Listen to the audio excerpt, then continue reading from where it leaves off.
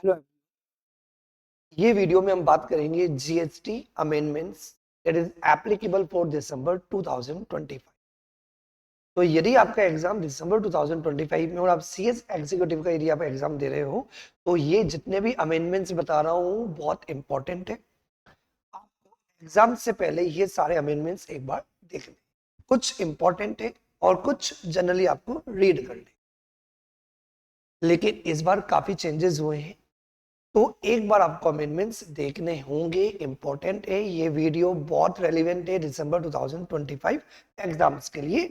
Amendments को मैंने अपने ही कंपाइलर के हिसाब से कवर किया है। हमारा जो चैप्टर है, चैप्टर नंबर 15 और 16, supply under GST as per ICSI module. तो जो पहला जो इंपॉर्टेंट अमेंडमेंट है that is regarding with section 9 subsection 1, that is our chargeability. Provision पहले भी था, अभी भी है, उसमें जो चेंजेस हैं कुछ नए वर्ड ऐड हुए हैं। तो पहले आपको ये देखना पड़ेगा सेक्शन 9 सबसेक्शन 1 अभी कहता क्या है। तो section 9 subsection 1 of CGST act 2017 कि यदि आप कोई भी गुड्स या सर्विसेज, यदि आप कोई भी गुड्स या सर्विसेज या बोथ, यदि आप कोई भी सप्लाई करते हो तो सप्लाई के ऊपर क्या लगेगा? जीएसटी लगेगा। एनी गुड्स, एनी सर्विसेज और बोथ। याद होगा आपको 9 सबसेक्शन 1 के अंदर एक प्रोडक्ट है, क्या नाम है उसका? Alcoholic liquor for human consumption. Alcoholic liquor for human consumption, इसके ऊपर जीएसटी नहीं लगेगा। वो तो ए ही साथ में इन्होंने पॉइंट और ऐड किया है। क्या मैंने बोला? इन्होंने साथ में ए पॉइंट और ऐड किया है। क्या पॉइंट ऐड किया है? कि alcoholic liquor for human consumption, इसके ऊपर पहले भी जीएसटी एप्लीकेबल नहीं था, आज भी यदि आप दारू, शराब या वाइन, बियर को यदि आप सप्लाई करोगे तो जीएसटी नहीं लगेगा। साथ में जो अनडीनेचर्ड, क्या undenatured, ENA, extra neutral alcohol, undenatured ENA, extra neutral alcohol या रेक्टिफाइड स्पिरिट जो यूज किया जा रहा है for the manufacturing of alcoholic liquor for human consumption. बड़ा प्यारा अमेंडमेंट है। क्या कंसेप्ट है? मींस यदि कोई पर्सन अल्कोहल लिकर और ह्यूमन कंजप्शन यदि सेल करता है, मतलब दारू यदि बेचता है, तो इसके ऊपर पहले भी जीएसटी एप्लीकेबल नहीं था। अब सेक्शन 9 सबसेक्शन 1 के अंदर ये जो दारू बनती है, जो अल्कोहलिक लिकर बनती है फॉर ह्यूमन कंजप्शन, उसके लिए जो आपको चाहिए होता है, क्या चाहिए होता है? अनडीनेचर्ड ENA। तो यदि कोई पर्सन क्या कर रहा है? सप्लाई कर रहा है। क्या कर रहा है? सप्लाई कर रहा है। क्या सप्लाई कर रहा है? डी नेचर ENA या स्प्रिट। क्या दिया हुआ है?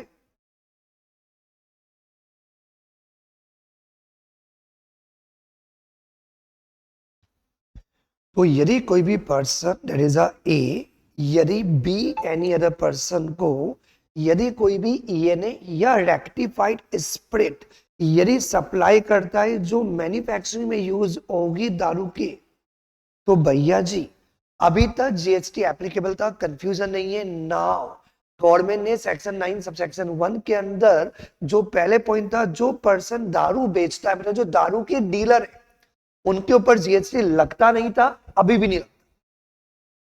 लेकिन जो पर्सन डीनेचर्ड ENA और रेक्टिफाइड स्पिरिट सेल करते हैं फॉर द मैन्युफैक्चरिंग ऑफ दारू, उनको भी जीएसटी नहीं पे करना पड़ेगा। सिर्फ वही वाला पार्ट बना किया हुआ है। मीन जो पर्सन दारू बेचते हैं उनके ऊपर भी जीएसटी एप्लीकेबल नहीं होगा।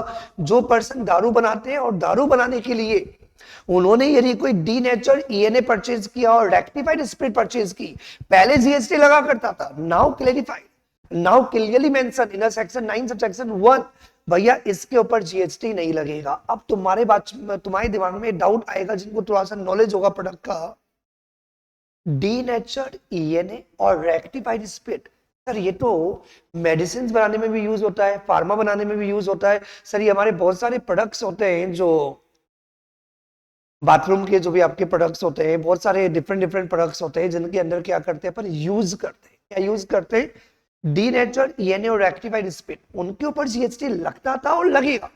हमने मना नहीं किया। हमने किसके लिए मना किया?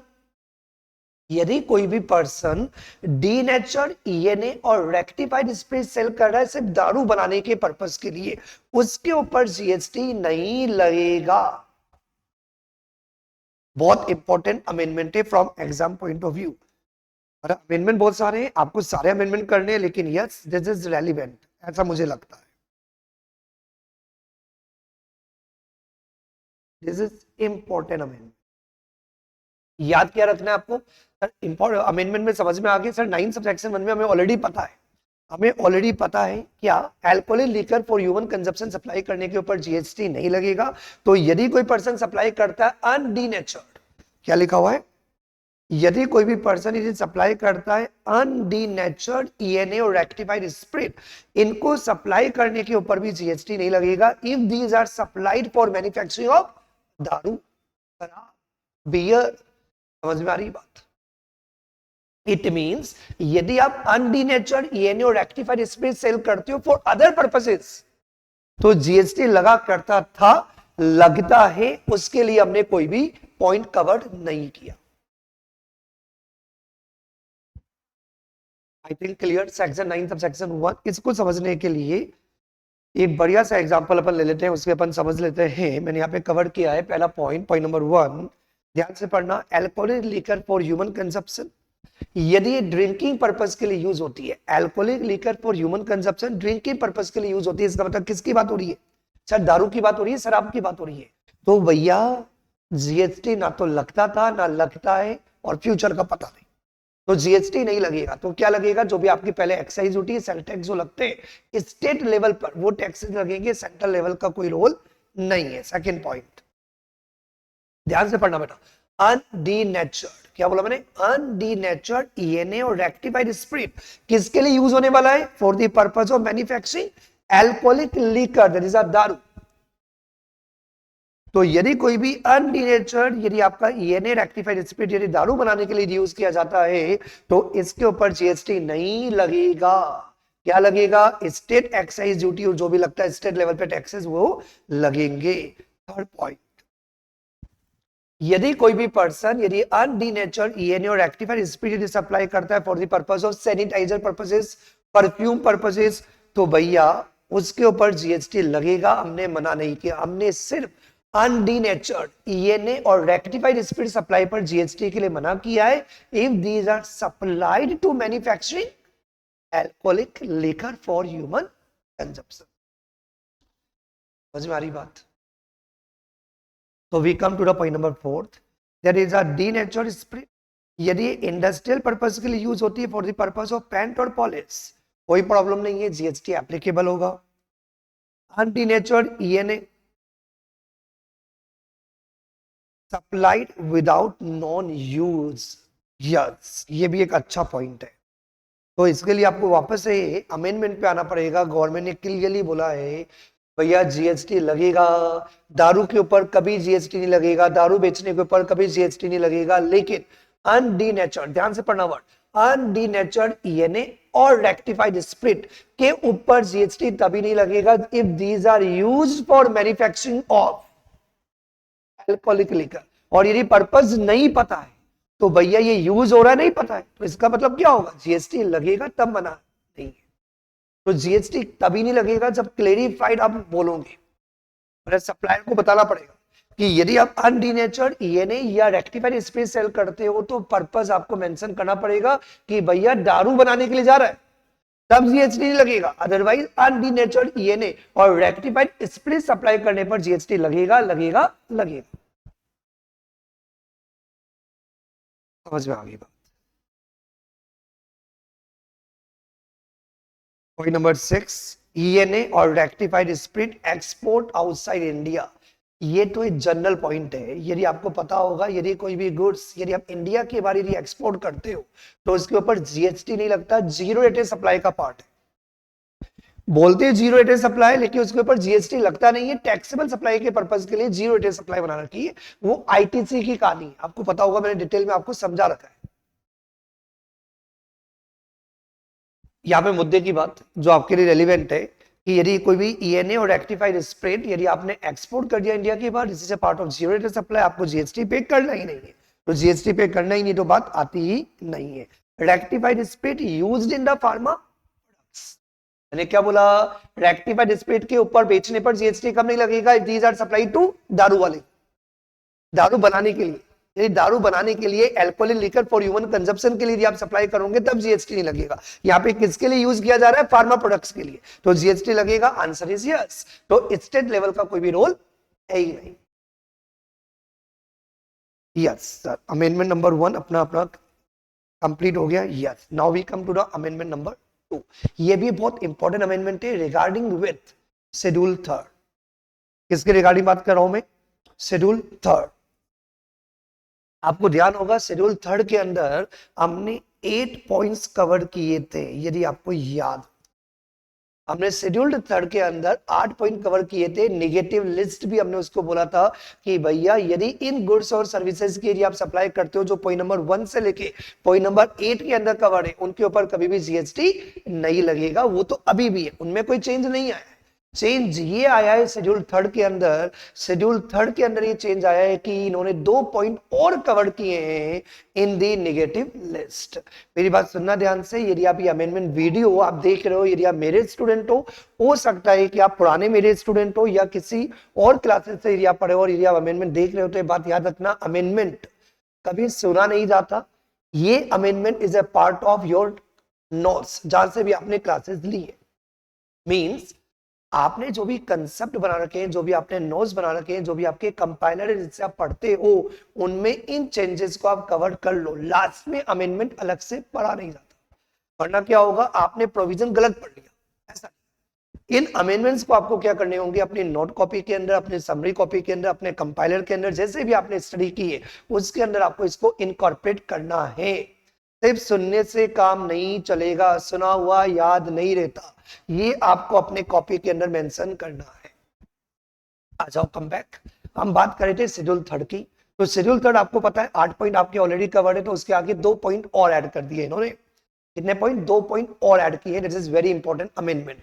मुझे ऐसा लगता है कि एग्जाम में आने की उम्मीद है इन 2 पॉइंट के रिगार्डिंग भी। और आपको पता है आजकल डायरेक्टली पेपर नहीं आता है, केस बेस्ड पेपर बनता है, तो इन पे केस बेस्ड बन सकता है 2 पॉइंट के regarding, point number 9 and point number 10। तो पहले अपन बात करते हैं पॉइंट नंबर 9 की। पॉइंट नंबर 9 जिसके ऊपर जीएसटी एप्लीकेबल नहीं होगा, सप्लाई नहीं मानी जाएगी, नहीं सप्लाई ऑफ गुड्स, नहीं सप्लाई ऑफ सर्विसेज, नहीं supply of both. That is the point number 9। मैं एक चीज बता दूं बहुत इंपॉर्टेंट, जो इन्होंने नेगेटिव लिस्ट जो कवर की है, जो पहले भी थी शेड्यूल 3, 8 पॉइंट्स थे, 2 पॉइंट ऐड किए, दोनों के दोनों पॉइंट एक ही टीम पर बेस्ड है। That is regarding with the insurance, that is regarding with insurance. Point number 9 और पॉइंट नंबर 10 की एक बार जनरल थीम बता देता हूं, फिर उसके बाद हम रीड करेंगे कि क्या इन्होंने नया पॉइंट ऐड किया। पॉइंट नंबर 9 के अंदर जो हम बात कर रहे हैं, इजी लैंग्वेज में बताता हूं, दोनों पॉइंट इंश्योरेंस के रिगार्डिंग है। मतलब मैं किसकी बात करने वाला हूं, इंश्योरेंस कंपनी की बात करने वाला हूं। किसकी बात करने वाला हूं, इंश्योरेंस कंपनी की बात करने वाला हूं। पॉइंट नंबर 9 के अंदर हम मिलके इंश्योरेंस की सर्विसेज देंगे, ये पॉइंट नंबर 9 है, 1 वर्ड में आप बोलो तो। और पॉइंट नंबर 10 यदि आपको 1 वर्ड में बोलना है तो बिजनेस आपने आगे फर्दर फॉरवर्ड कर दिया। नहीं समझ में आ रहा, बताता हूं, बहुत इजी है, बहुत सिंपल है, ज्यादा बड़ा डिफिकल्ट अमेंडमेंट ही नहीं है, बहुत सिंपल अमेंडमेंट है। यदि कोई भी इंश्योरेंस कंपनी है, क्या है, कोई भी इंश्योरेंस कंपनी, कोई भी बजाज ले लो, आईसीआईसी लॉम्बार्ड ले लो, कोई भी any other company, general insurance company, कोई भी, यहाँ पे कोई ऐसा रिक्वायरमेंट नहीं है कि कौन सा इंश्योरेंस है, कोई भी insurance, may be life, may be vehicle, may be property का, मे बी गुड्स का, कोई भी इंश्योरेंस। तो for example this is insurance company. Insurance company को हम क्या बोलेंगे बेटा, जल्दी से बता दो। ये तो ऑब्वियसली सप्लायर है, क्या ही,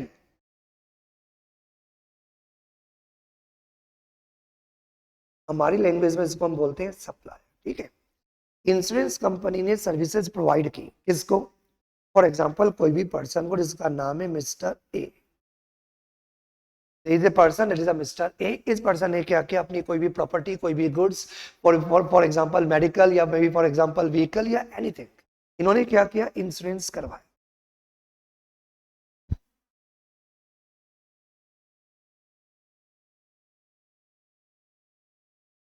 किसने इंश्योरेंस सर्विसेज ली बेटा?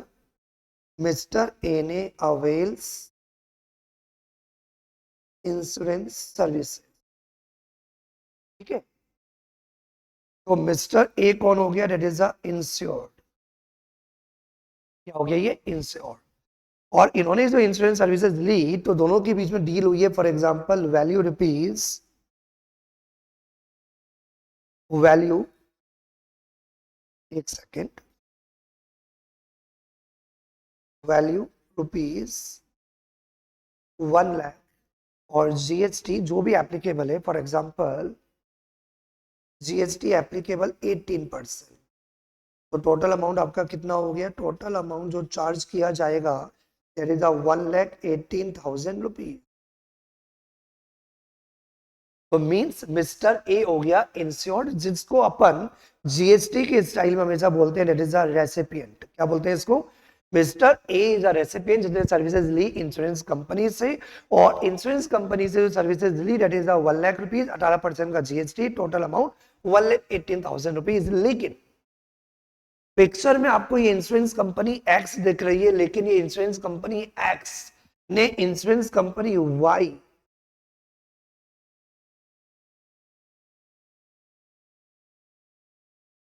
इंश्योरेंस कंपनी वाई के साथ आपस में क्या कर रखी है? डील कर रखी है, आपस में ट्रांजैक्शन कर रखी है। क्या ट्रांजैक्शन कर रखी है? कि जो भी इंश्योरेंस हम देंगे, मतलब जो इंश्योरेंस कंपनी एक्स जो भी इंश्योरेंस की सर्विसेज प्रोवाइड करेगी, ये जो भी वैल्यू 1 लाख रुपीज का मतलब इससे प्रीमियम अमाउंट, क्या बोलते हैं इसको? प्रीमियम। क्योंकि ये तो आपको पता ही है इंश्योरेंस कंपनी क्या चार्ज करती है? प्रीमियम चार्ज करती है। किस बात का? इंश्योरेंस का। कि जो भी उन्होंने व्हीकल इंश्योरेंस किया, जो भी उन्होंने फॉर एग्जांपल इंश्योरेंस किया, तो उस इंश्योरेंस के लिए क्या करती है? अपने क्लाइंट, अपने इंश्योर्ड पर्सन से क्या लिया जाता है? प्रीमियम लिया जाता है। तो इस प्रीमियम को हम बोलते हैं वैल्यू। तो जो प्रीमियम 1 लाख रुपीज की that is a value, GST 18%, total amount 1,18,000 rupees. लेकिन इंश्योरेंस कंपनी ने पहली बात कर रखी है कि जो भी हम सर्विसेज देंगे ये आपस में शेयर कर लेंगे। क्या कर लेंगे? Share. For example insurance company x 70% रखेगी और 30% क्या करेगी? 30% क्या करेगी? That will be shared with another insurance company. तो ये दोनों कंपनी क्या हो गई? दैट इज अ को इंश्योरेंस। तो बोलते हैं को इंश्योरेंस। जहां पे पिक्चर में बड़ी कंपनी नजर आती है जिसको बोलते हैं लीड इंश्योरर। तो दो लोग मिलके एक पर्सन को इंश्योरेंस दे रहे हैं, लेकिन पिक्चर में एक ही इंश्योरेंस कंपनी है, that is a insurance company x. तो इंश्योरेंस कंपनी एक्स ने मिस्टर एक्स को, मिस्टर ए को इंश्योरेंस सर्विसेज दी 1 लाख रुपीज की, 18% का जीएसटी, 18,000 रुपए मिस्टर ए से चार्ज कर लिया। नाउ ये जो प्रीमियम है, टोटल कितना प्रीमियम चार्ज किया है? 1 लाख रुपीज। तो 1 लाख रुपीज का जो प्रीमियम है वो कौन लेगा? तो 1 लाख का 70% प्रीमियम किसके पास होगा? एक्स के पास। और वाई कितना रखेगा? वाई बोलेगा 30% मेरा प्रीमियम। मींस एक्स के पास होगा 70,000 का प्रीमियम, और वाई का जो प्रीमियम का अमाउंट जो बनता है वो बनता है दैट इज 30,000। दोनों मिला के कितना हो गया अमाउंट बेटा? 1 लाख रुपीज। तो मतलब अब क्वेश्चन ये आ रहा है कि जो इंश्योरेंस कंपनी एक्स जब वाई के साथ शेयर करती है, क्या शेयर करती है? प्रीमियम। तो भैया ये वापस से सर्विसेज थोड़ी है, ये टोटल अमाउंट तो वही 1 लाख रुपीज है ना। ऐसे बात मानो कि एक्स और वाई दो मिलके एक साथ यदि इंश्योरेंस देते, सर्विस कितनी है? एक ही है। लेकिन हुआ क्या? एक्स ने ए को इंश्योरेंस दिया और आपस में मिलके क्या किया? 70% प्रीमियम मेरा है, 30% तेरा प्रीमियम है। तो एक्स के द्वारा जब वाई के साथ जो प्रीमियम शेयर किया जाता है, दो लोग मिलके यदि कोई इंश्योरेंस यदि देते हैं, तो एक्स ने वाई के साथ जो 30% एग्जाम्पल है, ये 20% भी हो सकता है, जितना भी उन दोनों का आपस में म्यूचुअली एग्रीमेंट है। तो एक्स ने वाई के साथ जितना भी इंश्योरेंस प्रीमियम चार्ज किया, इस अमाउंट पे कोई भी जीएसटी एप्लीकेबल नहीं होगा। मींस इसके ऊपर जीएसटी लगेगा, ये वाला जो है इस कंपोनेंट के ऊपर जीएसटी नहीं लगेगा। कौन सा component? One of the insurance company, जिसको यहां पे बोला जाता है लीड इंश्योरर, जो फ्रंट में क्लाइंट से इंश्योरेंस प्रीमियम लेती है और बाद में दो लोग मिलकर क्या करते हैं, 2 या 3 या 4 आपस में प्रीमियम को डिवाइड कर लेते हैं, रिस्क को डिवाइड कर देते हैं। ये पूरा का पूरा मेरे को नहीं देखना, 70% मैं देख लेता हूं, मेरा प्रीमियम हो गया, 30% तू देख ले, तेरा प्रीमियम हो गया।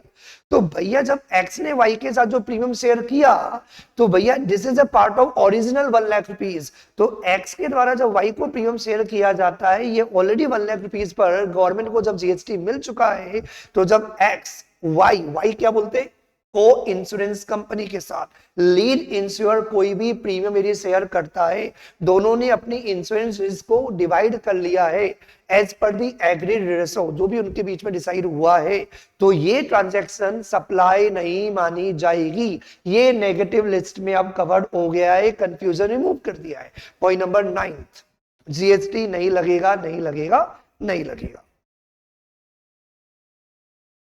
जो मैंने समझाया उसके लिए एक बार लैंग्वेज रीड कर लो। पॉइंट नंबर 9 में इन्होंने क्या बताया। Point number 9, activity of apportionment. क्या अपॉर्चनमेंट किया, ध्यान से देखो बेटा। ये लीड इंश्योर है, that is the main company, insurance company A. Insurance company ने जो इंश्योरेंस करवाया, जो इंश्योरेंस किया, उसके लिए जो प्रीमियम चार्ज किया, प्रीमियम कितना चार्ज किया हमारे एग्जांपल में, 1 लाख रुपीज। तो ये 1 लाख रुपीज के प्रीमियम को अपॉर्शन करते हो। अब आप देखते हो कि आप कितने मिलके लोग साथ में इंश्योरेंस करें, 2 लोग या 3 लोग या 4 लोग हैं। तो जितनी भी इंश्योरेंस कंपनीज है, तो एक हो गया लीड इंश्योर जो डायरेक्टली क्लाइंट के साथ डील कर रहा है, और फिर 3 या 4 कंपनी मिलके उसको क्या करती है, डिवाइड करती है। तो अब ध्यान से देखना बेटा, लीड इंश्योर के द्वारा को इंश्योर को इंश्योरेंस सर्विस के लिए जो भी प्रीमियम चार्ज किया जाता है, उसके ऊपर कोई भी जीएसटी नहीं लगेगा, सप्लाई नहीं माना जाएगा। एक कंडीशन है, कंडीशन ये है, क्या कंडीशन है बेटा, लीड इंश्योर क्लाइंट से कितना अमाउंट ले रहा है, 1 लाख रुपीज, और 1 लाख रुपीज पे 18% जीएसटी वो पे कर ही रहा है। तो जब 1 लाख रुपीज का जो प्रीमियम है, उसके ऊपर जब 18% जीएसटी जो गवर्नमेंट को आपने पे कर दिया, तो अब ये 1 लाख का प्रीमियम 2 लोग या 3 लोग या 4 लोग आपस में डिवाइड करें, अपॉर्चनमेंट करें, उससे कोई इफेक्ट नहीं पड़ता। वो अपॉर्चनमेंट की जो एक्टिविटी है, वो सप्लाई नहीं मानी जाएगी। मतलब अब ये 4 लोग हैं और चारों ने क्या किया, इक्वली डिवाइड कर लिया, 25,000 का प्रीमियम मेरा और 25,000 का तेरा, 25,000 का तेरा। तो भैया ये सप्लाई नहीं, ये सप्लाई के अंदर नहीं है। क्या सप्लाई के अंदर नहीं है कि जो लीड इंश्योर ने जो 1 लाख रुपए का प्रीमियम लिया, वो बोलता है पूरी रिस्क मेरे को नहीं लेनी।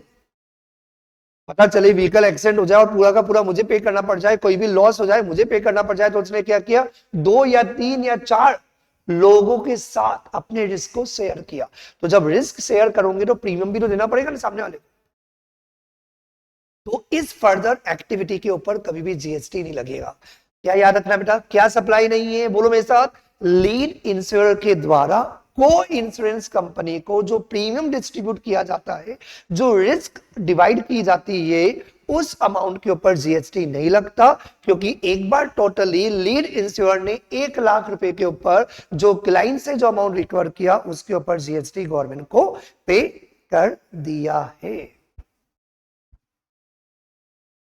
Point 9 is clear to everyone?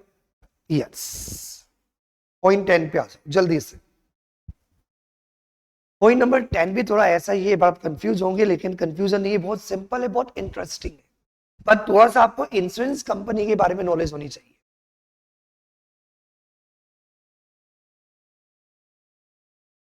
तो इंश्योरेंस कंपनी भी आपको पता है मार्केटिंग करती है, जिसके थ्रू क्या करती है, क्लाइंट पकड़ती है, भैया कि मेरा व्हीकल इंश्योरेंस कर लो, ये इंश्योरेंस कर लो, तो वो इंश्योरेंस करती है। आपके बारे में बहुत बार फोन आते होंगे, यार मेरे से व्हीकल इंश्योरेंस लेना, मेरे से यही लेना, मेरे से यही लेना।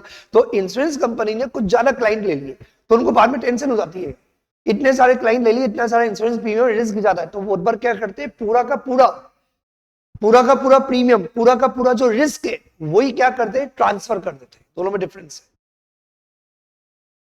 यहां पे अपन ने ट्रांसफर नहीं किया, यहां पे अपन ने क्या किया है बेटा, शेयर किया। यहां पे अपन ने क्या किया है, शेयर किया। और यहां पे अपन सिंपल क्या बोल सकते हैं बेटा, आपने बेच दिया। क्या कर दिया, बेच दिया।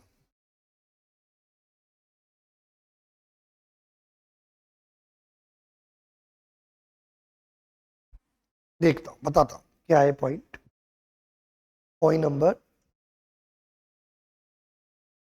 पॉइंट देख, वापस से वही कहानी है। There is a company, there is a company, क्या नाम है, एक सेकेंड।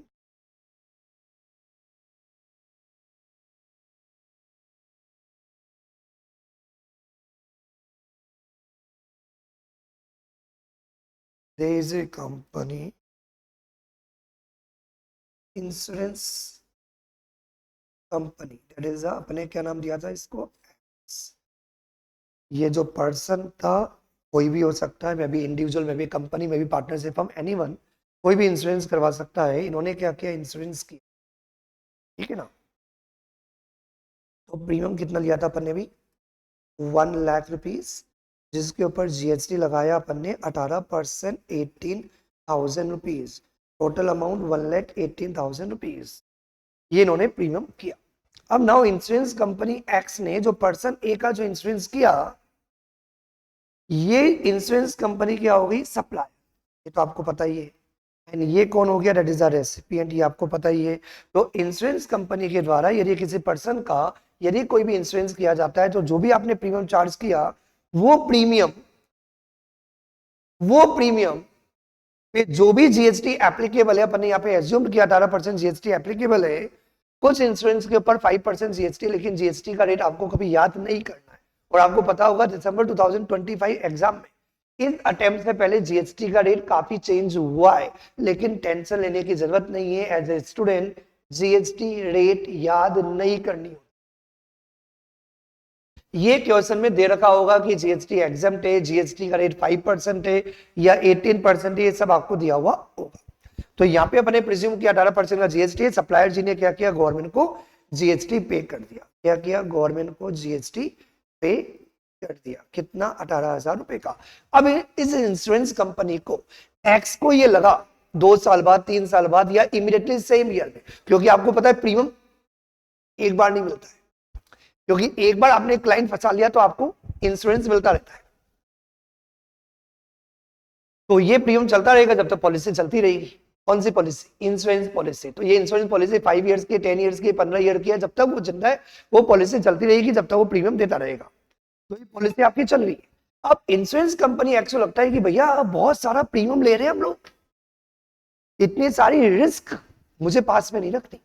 तो हो सकता है कि जो आपने ए का जो प्रीमियम लिया था 1 लाख रुपीज का, ये पूरी की पूरी इंश्योरेंस पॉलिसी इन दोनों के बीच में हुई है। इंश्योरेंस कंपनी एक्स और पर्सन ए के बीच में जो इंश्योरेंस पॉलिसी है, ये इंश्योरेंस पॉलिसी आपने पूरी की पूरी क्या कर दी, ट्रांसफर कर दी, बेच दी, दे दी। यहां पे वर्ड बेचना नहीं बोलते क्योंकि सर्विसेज है, लेकिन आप इसको इजी लैंग्वेज में समझने के लिए बोल सकते हो आपने बेच दिया पूरा। भैया आया, मैंने तेरे को दे दिया, ये तेरे को है ना मिलेगा प्रीमियम 1 लाख रुपए का। आपको भी ये बात समझाता हूं। आज आपको किसी पर्सन से 20,000 रुपीज की इनकम आ रही है कोई काम करने पर, और आप वो काम किसी और को दे देते हो, देखिए काम मेरे पास आया है 20,000 रुपए की इनकम होगी, ये काम मैं तेरे को दे देता हूं। ईमानदारी से बताओ आप क्या करें। सर यदि कोई काम है जो मेहनत करके मैंने लिया है, क्योंकि आपको पता है क्लाइंट बनाना इतना इजी तो नहीं होता है। इंश्योरेंस कंपनी एक्स ने क्लाइंट ए को लेने के लिए कितने पापड़ बेले होंगे, कितनी मार्केटिंग की होगी, कितना गूगल एडवर्टाइजमेंट किया होगा, कितना टीवी पे एडवर्टाइजमेंट किया होगा, क्योंकि आपने बहुत सारे इंश्योरेंस कंपनी के एडवर्टाइजमेंट देखे होंगे। तो इसने क्या किया, पूरा का पूरा इंश्योरेंस इसको ट्रांसफर कर दिया। क्या कर दिया, ट्रांसफर किया कि भैया 1 लाख रुपीज का प्रीमियम मेरे पास आता है, इंश्योरेंस कंपनी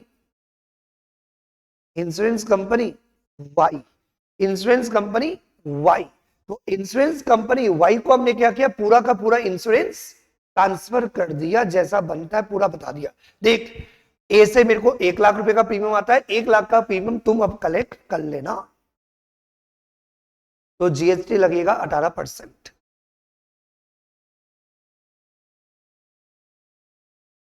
तो अब इंश्योरेंस कंपनी एक्स से जो प्रीमियम मिलता था वो किसको मिलता था, किसको मिलता था? तो इंश्योरेंस कंपनी एक्स को पर्सन ए से प्रीमियम मिलता था। जब इंश्योरेंस कंपनी एक्स ने ये पूरा का पूरा इंश्योरेंस पॉलिसी वाई को बेच दिया, तो अब प्रीमियम किसको मिलेगा? वाई को मिलेगा, पूरा 1 लाख का प्रीमियम। तो 1 लाख का प्रीमियम मिलेगा, 18% का जीएसटी, 18,000 का जीएसटी। लेकिन एक्स बोलेगा रुक जा भैया, एक्स बोलेगा रुक जा भैया,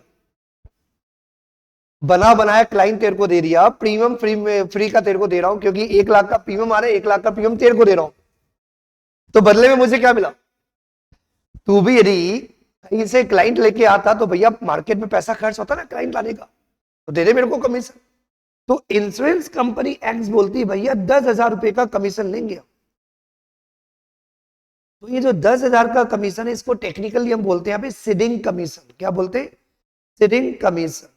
तो यहाँ पे क्वेश्चन ये है कि जो, तो ये insurance company Y insurance company X से जो प्रीमियम लेगी 1 लाख का प्रीमियम है, लेकिन इंश्योरेंस कंपनी एक्स बोलेगी 10,000 रुपए का मेरा कमीशन है, जिसको हम बोलते हैं सीडिंग कमीशन। क्या बोलते हैं बेटा? Ceding commission. क्या बोलते हैं? Ceding commission. Means insurance company X Y को 90,000 रुपए देगी। कितना देगी? 90,000 रुपए। तो गवर्नमेंट ये कहती है कि दो अलग अलग ट्रांजैक्शन करने की बजाय यदि जो इंश्योरेंस कंपनी वाई है, इसको हम बोलेंगे री इंश्योरर। क्या बोलते हैं? यदि री इंश्योरर और ये इंश्योरेंस कंपनी एक्स हम क्या बोलेंगे? That is the original insurance company. तो यदि री इंश्योर यदि 1 लाख रुपए के ऊपर, क्योंकि अब तो सप्लायर ये हो गया, तो ये 18,000 रुपए का पूरा जीएसटी गवर्नमेंट को पे कर देता है, कंप्लीट फुल प्रीमियम पे, ऑल प्रीमियम पे, पूरे प्रीमियम 1 लाख रुपए पे। तो 1 लाख रुपए के प्रीमियम पे यदि इंश्योरेंस कंपनी वाई यदि पूरा का पूरा जीएसटी गवर्नमेंट को पे कर देती है, तो जो सेकेंड ट्रांजेक्शन है सीडिंग कमीशन 10,000 रुपीज, इसके ऊपर कोई भी जीएसटी नहीं लगेगा।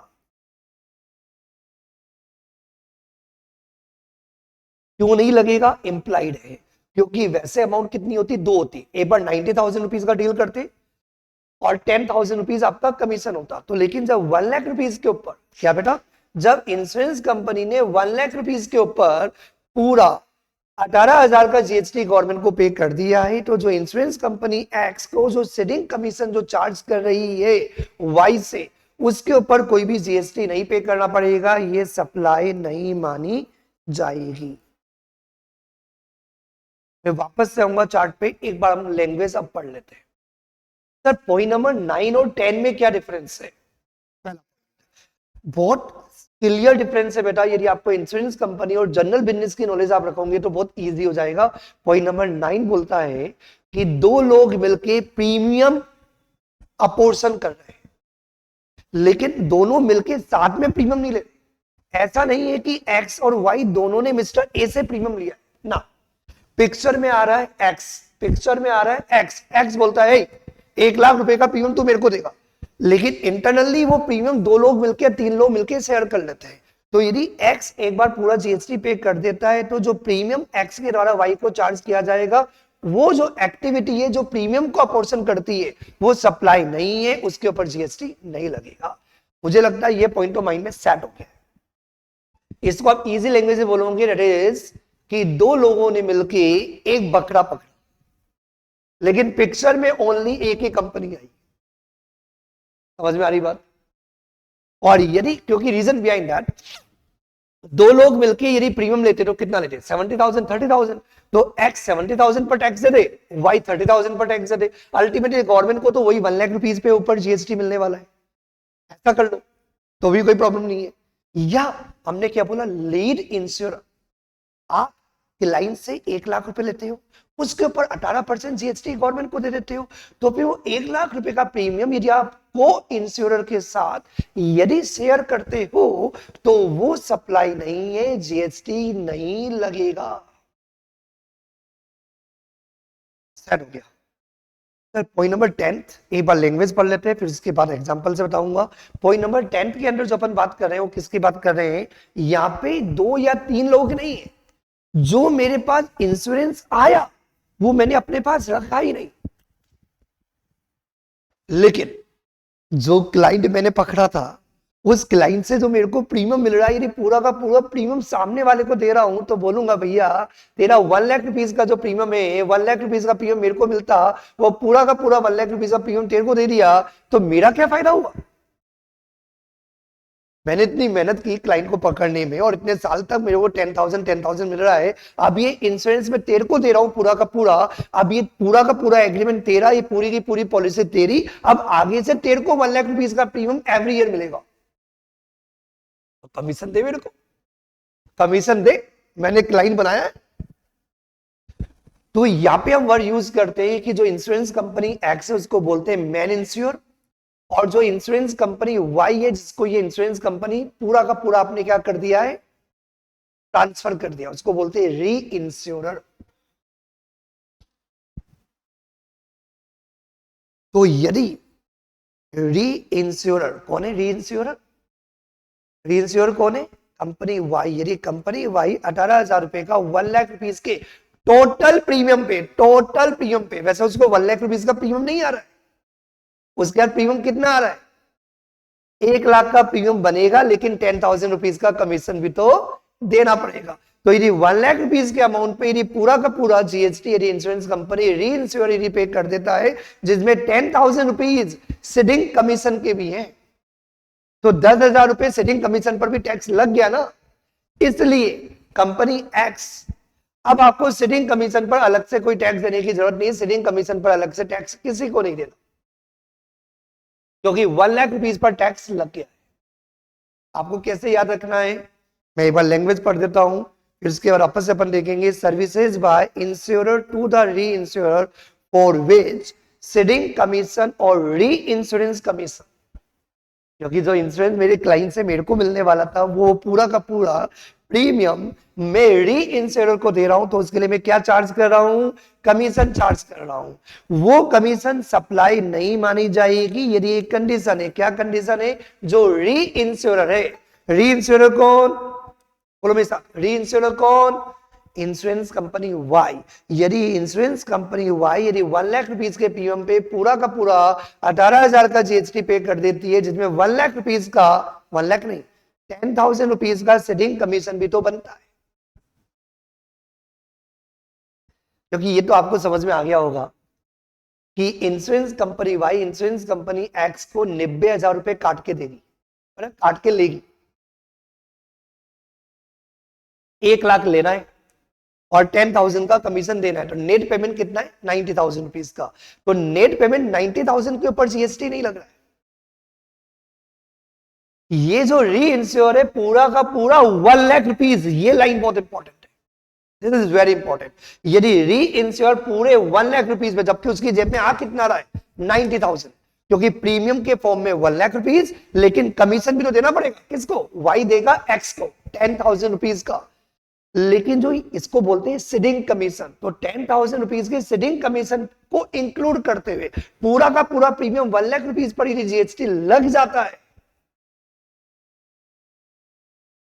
तो देन ये जो सिटिंग कमीशन है जो एक्स के द्वारा वाई से चार्ज किया जा रहा है, कौन चार्ज कर रहा है, एक्स, किससे चार्ज कर रहा है, वाई से, तो एक्स ने वाई, ये एग्जांपल याद कर लेना बेटा, इस एग्जांपल से लैंग्वेज इजी हो जाएगी। तो एक्स ने वाई से, एक्स कौन, इंश्योर, वाई कौन, री इंश्योर, तो एक्स ने वाई से जो सिटिंग कमीशन चार्ज किया, बोलो मेरे साथ, सिटिंग कमीशन जो चार्ज किया है ये सप्लाई नहीं है, इसके ऊपर जीएसटी नहीं लगेगा। कंडीशन ये है कि जो री इंश्योरर है वो ये ना बोले भैया मेरे को 90,000 ही तो मिला, क्योंकि 1 लाख का प्रीमियम था, 10,000 तेरे को कमीशन दे दिया, तब नहीं, ये पॉइंट तभी एप्लीकेबल होगा, कंडीशन है कि ये री इंश्योर पूरा का पूरा प्रीमियम 1 लाख रुपीज पर, जिसमें 10,000 रुपीज का सिटिंग कमीशन भी इंक्लूड है, पूरे अमाउंट के ऊपर यदि 18% जीएसटी दे, तब सप्लाई नहीं मानी जाएगी, किसकी, एक्स ने वाई से जो 10,000 रुपीज का सिटिंग कमीशन चार्ज किया। ये एग्जाम्पल को बार बार पढ़ते रहना, एग्जाम्पल पढ़ने के बाद एग्जाम्पल को समझने के बाद, एग्जाम्पल को प्रॉपरली अपने नोट्स में बनाने के बाद फिर हम जब लैंग्वेज पढ़ेंगे तो आपको इजी लगेगा। पॉइंट नंबर 10, वापस से लैंग्वेज रीड कर रहा हूं। Services by insurer. कौन है इंश्योरर, जल्दी बताओ। To the reinsurer, that is a Y. ने वाई को सर्विसेज दी, जिसके लिए वो क्या चार्ज कर रहा है, सेलिंग कमीशन 10,000 रुपीज हमारे एग्जांपल में, और the reinsurance commission is deducted from the reinsurance premium, that is a 1 lakh rupees minus 10,000, 90,000 rupees. लेकिन कंडीशन ये है कि GST is paid by the री insurer on the gross premium, means 1 lakh rupees. यदि 1 lakh rupees per एक बार GST charge हो गया है, जो किसने पे कर दिया है, री इंश्योरर ने। तो री इंश्योरर ने यदि 1 लाख रुपीज के ऊपर कंप्लीट जीएसटी यदि पे कर दिया है, तो जो इंश्योरर है दैट इज अ एक्स, तो उसको सीडिंग कमीशन इसमें इंक्लूड है ना। तो इसमें जब सीडिंग कमीशन इंक्लूड है, जब 1 लाख रुपीज पर ये जीएसटी पे कर रहा है, तो 10,000 रुपीज सीडिंग कमीशन पर ऑलरेडी इसके द्वारा, री इंश्योरर कौन है, वाई के द्वारा ऑलरेडी जीएसटी पेड हो गया है। तो सुनो, एक्स इंश्योरर, जो तुम 10,000 रुपीज का जो कमीशन वाई से चार्ज करोगे, ये सप्लाई नहीं है। तो एक्स वाई से जो सीडिंग कमीशन चार्ज करता है, ये सप्लाई नहीं है। क्योंकि क्योंकि जो 1 लाख रुपीज का ग्रॉस री इंश्योरेंस प्रीमियम है, उसमें 10,000 रुपीज सीडिंग कमीशन पर भी जीएसटी ऑलरेडी री इंश्योर ने गवर्नमेंट को पे कर दिया। नाउ ये जनरल पॉइंट है, जस्ट आपको रीड करना है। Taxability of penal charges by the banks. Generally आपको पता है कि बैंक और एफआईज क्या करते हैं, बैंक और एफआईज के द्वारा लोन और एडवांसेस दिए जाते हैं। बैंक और एफआईज के द्वारा क्या दिए जाते हैं, लोन और एडवांसेस दिए जाते हैं।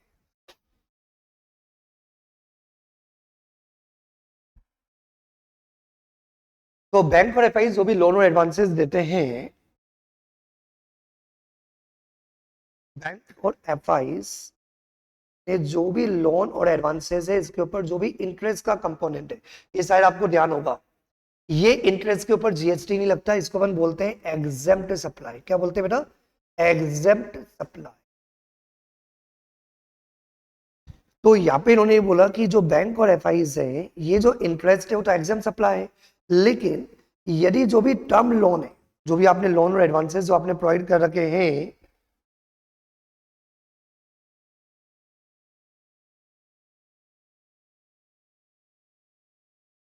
जो भी आपने लोन और एडवांसेस जो आपने प्रोवाइड कर रखे हैं, जो भी आपके टर्म लोन है, यदि उसको नॉन कंप्लाइंस किया, क्या नॉन कंप्लाइंस किया, टर्म्स एंड कंडीशन को, तो ये लगाया करते थे पीनल इंटरेस्ट। तो बोला भैया पीनल इंटरेस्ट नहीं लगाना आपको, आपको लगाना है पीनल चार्जेस। क्या लगाना है, पीनल चार्जेस। क्या लगाना है, पीनल चार्जेस। अब क्वेश्चन ये आ रहा है, क्या पीनल चार्जेस के ऊपर भी जीएसटी लगेगा या नहीं लगेगा। ये पॉइंट क्यों बना, क्या जरूरत थी सीबीआईसी के सर्कुलर की, पहले वो समझो। तो आपको एक याद आ रहा होगा वैल्यू ऑफ सप्लाई का कंसेप्ट। वैल्यू वैल्यू याद कर, वैल्यू वाले चैप्टर में हमने एक कंसेप्ट पढ़ा था, यदि आपको याद हो, लेट पेमेंट की वजह से, याद आया, लेट पेमेंट की वजह से जो भी इंटरेस्ट या पेनल्टी है, वो वैल्यू में ऐड होती है। तो क्वेश्चन ये आया कि जो पेनल चार्जेस है, जो लोन और एडवांसेस की टर्म्स एंड कंडीशन को नॉन कंप्लाइंस की वजह से पेनल इंटरेस्ट, और आरबीआई ने बोला पेनल इंटरेस्ट की जगह आपको पेनल चार्जेस लेने हैं, तो क्या ये पेनल चार्जेस के ऊपर जीएसटी लगेगा या नहीं लगेगा।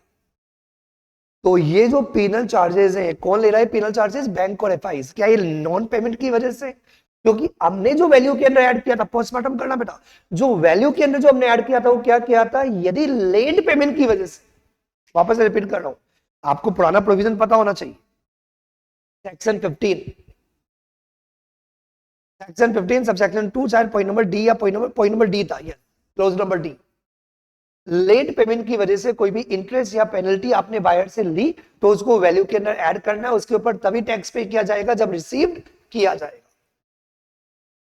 क्या ये पेनल चार्जेस वही पेनल्टी है? आंसर इज नो, क्योंकि वो पेनल्टी किसकी वजह से, वो पेनल्टी होती है लेट पेमेंट की वजह से। और यहाँ पे जो बैंक और एफआई जो लगा रहा है पेनल चार्जेस, जो पहले वो लगाया करते थे पेनल इंटरेस्ट, और आरबीआई ने बोला उसको पेनल चार्जेस का नाम दे दो। तो ये जो पेनल चार्जेस जो लगाए जा रहे हैं, क्यों लगाए जा रहे हैं? जो भी टर्म लोन्स, जो भी आप लोन और एडवांसेस दे रहे हो, उनकी यदि आपने कंडीशन कंप्लायंस नहीं की, क्या ये नॉन पेमेंट की वजह से? Answer is no. तो इन पेनल चार्जेस के ऊपर जीएसटी नहीं लगेगा, ये वैल्यू के अंदर ऐड नहीं होगा। इन पेनल चार्जेस के ऊपर, कौन से पेनल चार्जेस? कोई और सप्लायर नहीं, कौन ले रहा है? बैंक। तो बैंक और एफआईज के द्वारा लोन और एडवांसेस की टर्म्स फुलफिल नहीं करने पर यदि पेनल चार्जेस यदि लिए जाते हैं, तो ये पेनल चार्जेस लेट पेमेंट वाले पेनल चार्जेस नहीं है, इसलिए इनको वैल्यू के अंदर ऐड नहीं करना। इसमें कोई भी चेंज नहीं है, ये तो जैसे था वैसा ही है। पहले भी यही था कि लेट पेमेंट की वजह से यदि कोई भी इंटरेस्ट या पेनल्टी ली वैल्यू के अंदर ऐड होगी, आज भी वही ऐड होगी। यहां पे सीबीआईसी ने जो सर्कुलर दिया है, क्या क्लेरिफाई किया है कि बैंक वालों के द्वारा, बैंक या एफआईज वालों के द्वारा यदि जो लोन और एडवांसेस दिए उनकी टर्म्स फुलफिल नहीं होने पर नॉन कंप्लायंस के केस में यदि कोई भी पेनल चार्जेस लिए जाते हैं, वो जीएसटी के दायरे में नहीं आएंगे, उनके ऊपर जीएसटी लेवी नहीं होगा।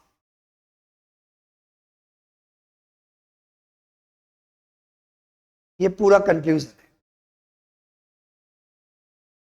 इस पर इन्होंने एक और क्लेरिफाई किया कि एक तो ये रीजन कि ये नॉन पेमेंट वाला भी नहीं है, और दूसरा इन्होंने बोला कि ये उस पॉइंट के अंदर भी नहीं आएगा। कौन सा वाले पॉइंट के अंदर?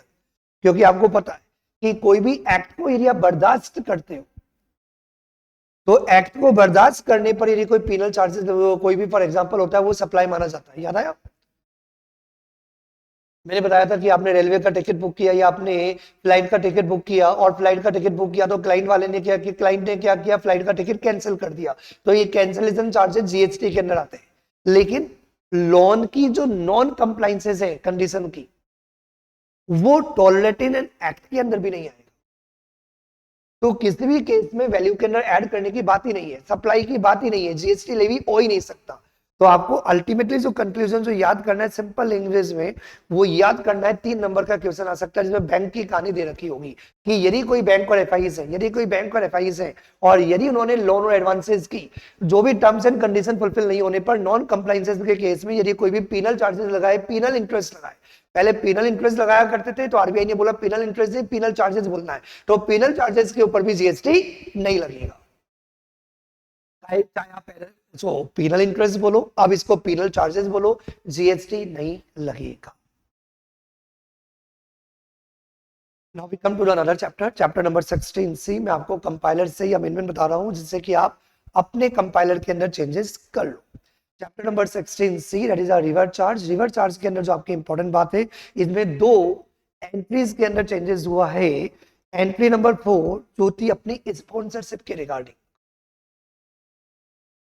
अपने नोट्स में फटाफट देख लेना बेटा, आपके नोट्स में क्या लिखा हुआ है। यदि कोई भी पर्सन यदि स्पॉन्सर से सर्विसेज यदि प्रोवाइड करता है किसी भी बॉडी कॉर्पोरेट को, किसी पार्टनरशिप फर्म को, पहले भी यही था आज भी यही है, पर अंतर यह था कि रेसिपिएंट पहले भी बॉडी कॉर्पोरेट और पार्टनरशिप फर्म था, आज भी बॉडी कॉर्पोरेट और पार्टनरशिप फर्म है। लेकिन चेंजेस ये हुआ कि सप्लायर के अंदर अभी तक क्या कवर था, एनी पर्सन, अब यहाँ पे सप्लायर के अंदर क्या कवर किया हुआ है, बॉडी कॉर्पोरेट को हटा दिया गया।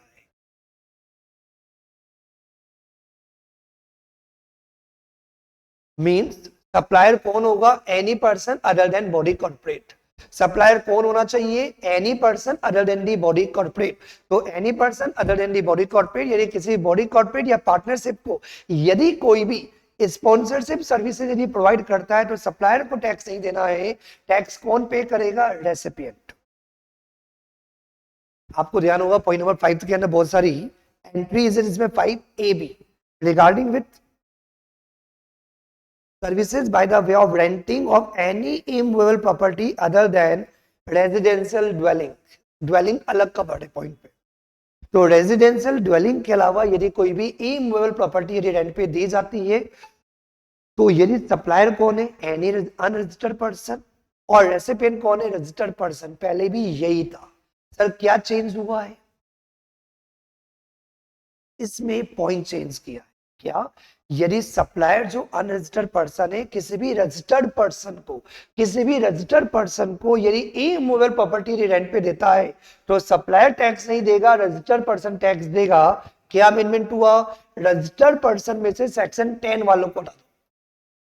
सर सेक्शन 10 वाले कौन है? कंपोजिशन स्कीम वाले।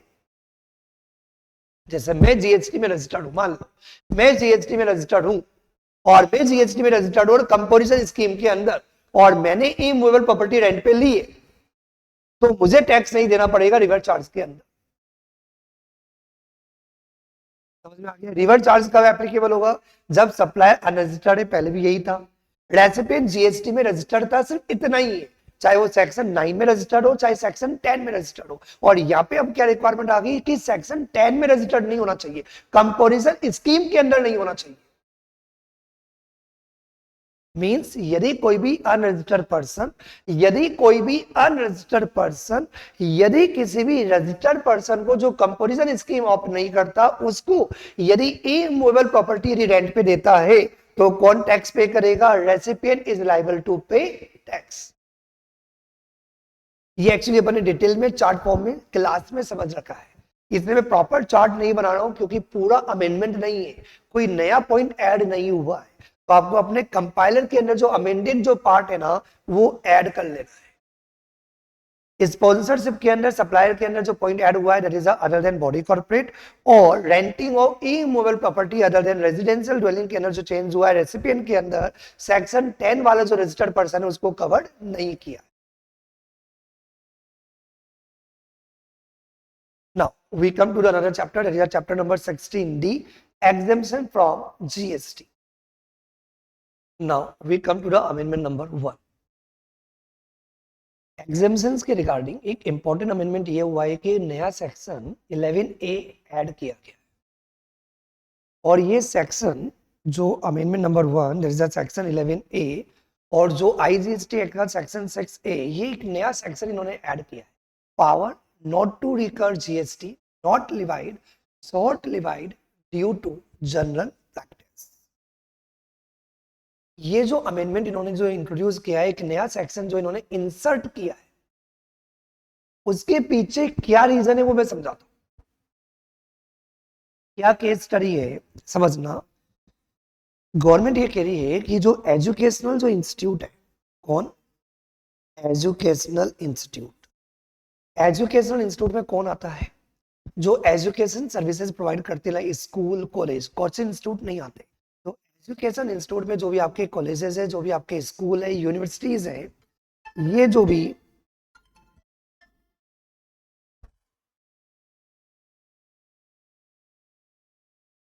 भी अपनी सर्विसेज प्रोवाइड करते हैं,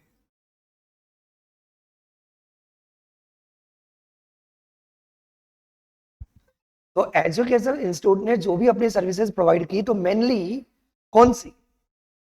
तो एजुकेशन की जो सर्विसेज थी, ये मैं वापस से पूरा बताता हूं। तो एजुकेशनल जो इंस्टीट्यूट है, ये जो सर्विसेज प्रोवाइड करेंगे, ठीक है ना, तो इनके द्वारा जो सर्विसेज प्रोवाइड की गई थी, तो इसको इन्होंने एग्जेम्पशन के अंदर कवर्ड कर रखा था कि इन पर जीएसटी नहीं लगेगा। और एजुकेशन इंस्टीट्यूट कौन? कोई भी कॉलेजेस, कोई भी यूनिवर्सिटीज या कोई भी स्कूल्स, तो ये जो सर्विसेज प्रोवाइड करते हैं, इन पर एग्जेम्पशन नहीं लगेगी। तो हमारा इंटेंशन ये था कि ऑब्वियसली एजुकेशनल इंस्टीट्यूट है, तो कौन सी सर्विसेज देंगे? ये एजुकेशन की। लेकिन प्रैक्टिकली जब इन्होंने बोला एजुकेशनल इंस्टीट्यूट की जो सर्विसेज होगी उनके ऊपर जीएसटी नहीं लगेगा, तो ये एजुकेशनल इंस्टीट्यूट एजुकेशन की जो सर्विसेज देते हैं, जो भी स्टूडेंट आते हैं उनको एजुकेशन तो प्रोवाइड करते ही है, साथ में जो बड़े बड़े कॉलेजेस हैं और स्कूल्स हैं, बाहर से ही बच्चा आता है तो उनको हॉस्टल फैसिलिटी भी देते हैं। तो ये इंटरप्रेट किया गया जुलाई 2017 से लेके दिसंबर 2022, तो जनरल प्रैक्टिस में यही था कि सब लोगों ने इसको अपने फेवर में इंटरप्रेट किया कि एजुकेशनल इंस्टीट्यूट यदि सर्विसेज प्रोवाइड करेंगे तो ऐसा लिखा हुआ है तो जीएसटी नहीं लगता, तो जो एजुकेशन है उसके ऊपर भी जीएसटी नहीं लगेगा, और जो हॉस्टल फैसिलिटी जो स्टूडेंट को देंगे उसके ऊपर भी जीएसटी नहीं लगेगा। लेकिन गवर्नमेंट का इंटेंशन क्या था? गवर्नमेंट का इंटेंशन ओनली एजुकेशन की सर्विसेज के ऊपर जीएसटी नहीं लगाना था, लेकिन हॉस्टल के ऊपर जो जीएसटी लगाना था। और वो आपको पता भी होगा, जो भी हॉस्टल और पीजी चलाते हैं they have to pay GST. Hostel और पीजी वालों के ऊपर जीएसटी लगता है। तो गवर्नमेंट ने क्या किया, एक प्रोविजन ही बना दिया। क्या प्रोविजन बना दिया? कि यदि कोई भी एजुकेशनल इंस्टीट्यूट यदि हॉस्टल फैसिलिटी देंगे, जो जनरल प्रैक्टिस में भी क्या था, जनरल प्रैक्टिस में वैसे भी जीएसटी लगता नहीं था, लेकिन क्या पता बहुत सारे कोर्ट केस हो जाते थे, क्योंकि गवर्नमेंट बोलती थी, जो भी जीएसटी ऑफिसर होते थे वो बोलते थे भैया जीएसटी लेंगे, लेकिन लोग बोलते थे भैया ये तो हमारी क्या गलती है, हमारा कोई इंटेंशन भी नहीं है, वहां तो कोई गलत इरादा भी नहीं है, लेकिन हमने सबसे यही सुना है, क्योंकि आपको पता जनरल प्रैक्टिस। मैंने इंटरप्रेट किया जीएसटी नहीं देना, किसी ने मेरे से पूछा तो मैंने बोला नहीं देना नहीं देना नहीं देना, तो एक कॉलेज वाला दूसरे कॉलेज वाले को बोला हम भी जीएसटी नहीं देते, हम भी नहीं देंगे, हम भी नहीं देंगे, हम भी नहीं देंगे, हम भी नहीं देंगे, और किसी के कोई इरादे नहीं है, कोई मैनिपुलेशन के इरादे नहीं है, कोई मेलाफाइड इंटेंशन नहीं है, कोई जानबूझ के जीएसटी का इवेजन नहीं करा। सबको लग रहा है कि एजुकेशन इंस्टीट्यूट के ऊपर जीएसटी नहीं लगता, तो एजुकेशन इंस्टीट्यूट वाले जो एजुकेशन देते हैं उसके ऊपर भी जीएसटी नहीं लगेगा, हॉस्टल के ऊपर भी जीएसटी नहीं लगेगा, तो ये जीएसटी नहीं लगा करता था। इसी चीज को लाने के लिए इन्होंने सेक्शन इंट्रोड्यूस कर दिया, सेक्शन 11A ऑफ सीजीएसटी और section 6A, mean central government को पावर दे दिया। क्या पावर दे दिया? कि जनरल प्रैक्टिस में यदि कोई पर्सन गुड्स और सर्विसेज के ऊपर जीएसटी नहीं देता, तो तुम चाहो तो बाय नोटिफिकेशन करके उन गुड्स और सर्विसेज के ऊपर जीएसटी हटा सकते हो। This is the relief given by the government को पावर देके कि कभी भी लॉ को इंटरप्रेट करते हुए गुड प्रैक्टिस में बोनाफाइड इंटेंशन से यदि पर्संस जनरल प्रैक्टिस में यदि किसी गुड्स और सर्विसेज के ऊपर जीएसटी नहीं देते, तो सेंट्रल गवर्नमेंट ऐसे गुड्स और सर्विसेज के ऊपर जीएसटी एग्जेम्प्ट कर सकती है, जीएसटी नहीं लगा सकती है बाय नोटिफिकेशन। तो this is the section 11A, और ये किस पर बेस्ड है? केस स्टडी पर बेस्ड है। Case of hotel accommodation services provided by the educational institute and charitable trust। आपको पता होगा बहुत सारे चैरिटेबल ट्रस्ट है, जैन ट्रस्ट, माथुर ट्रस्ट, और जो क्या करते हैं वो पीजी चलाते हैं अपने अपने बच्चों को फैसिलिटी देने के लिए कि बच्चे आए और पढ़े, बाहर के जो भी बच्चे आए।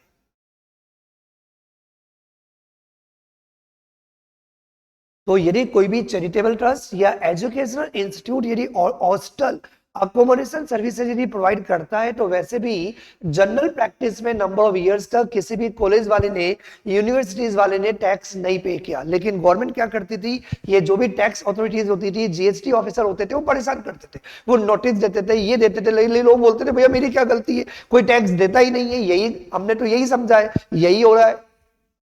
तो यहाँ पे सेंट्रल गवर्नमेंट को पावर दे दिया एक सेक्शन 11A इंट्रोड्यूस करते हुए कि सेक्शन 11A के अंदर सेंट्रल गवर्नमेंट कभी भी क्या कर सकती है, जो जनरल प्रैक्टिस है पूरे इंडिया के अंदर कि जो फॉलो करते हैं गुड्स और सर्विसेज के ऊपर जीएसटी नहीं लगाते, तो ऐसे गुड्स और सर्विसेज को आप क्या कर सकते हो, जीएसटी एग्जेम्प्ट कर सकते हो, जिससे कि जीएसटी ऑफिसर किसी भी पर्सन को परेशान ना करे और इजी एडमिनिस्ट्रेशन हो। मतलब ऐसा ना हो कि कोई डर जाए तो टैक्स दे दे और मैक्सिमम लोग टैक्स ना दे। तो मतलब इजी लैंग्वेज में, तो जनरल प्रैक्टिस जो हो रही है, तो जनरल प्रैक्टिस में क्या बोल रहा हूं, जनरल प्रैक्टिस में यदि पर्संस किसी गुड्स और सर्विसेज के ऊपर जीएसटी नहीं देते, तो सेक्शन 11A सीजीएसटी के अंदर नया सेक्शन इंट्रोड्यूस किया गया है, सेंट्रल गवर्नमेंट को पावर दिया गया है कि आप ऐसे गुड्स और सर्विसेज पर जीएसटी एग्जेम्प्ट कर सकते हो। बहुत इंपॉर्टेंट अमेंडमेंट है, चैप्टर नंबर 17A के अंदर time of supply reverse charge के regarding. It is very very important amendment, very important amendment.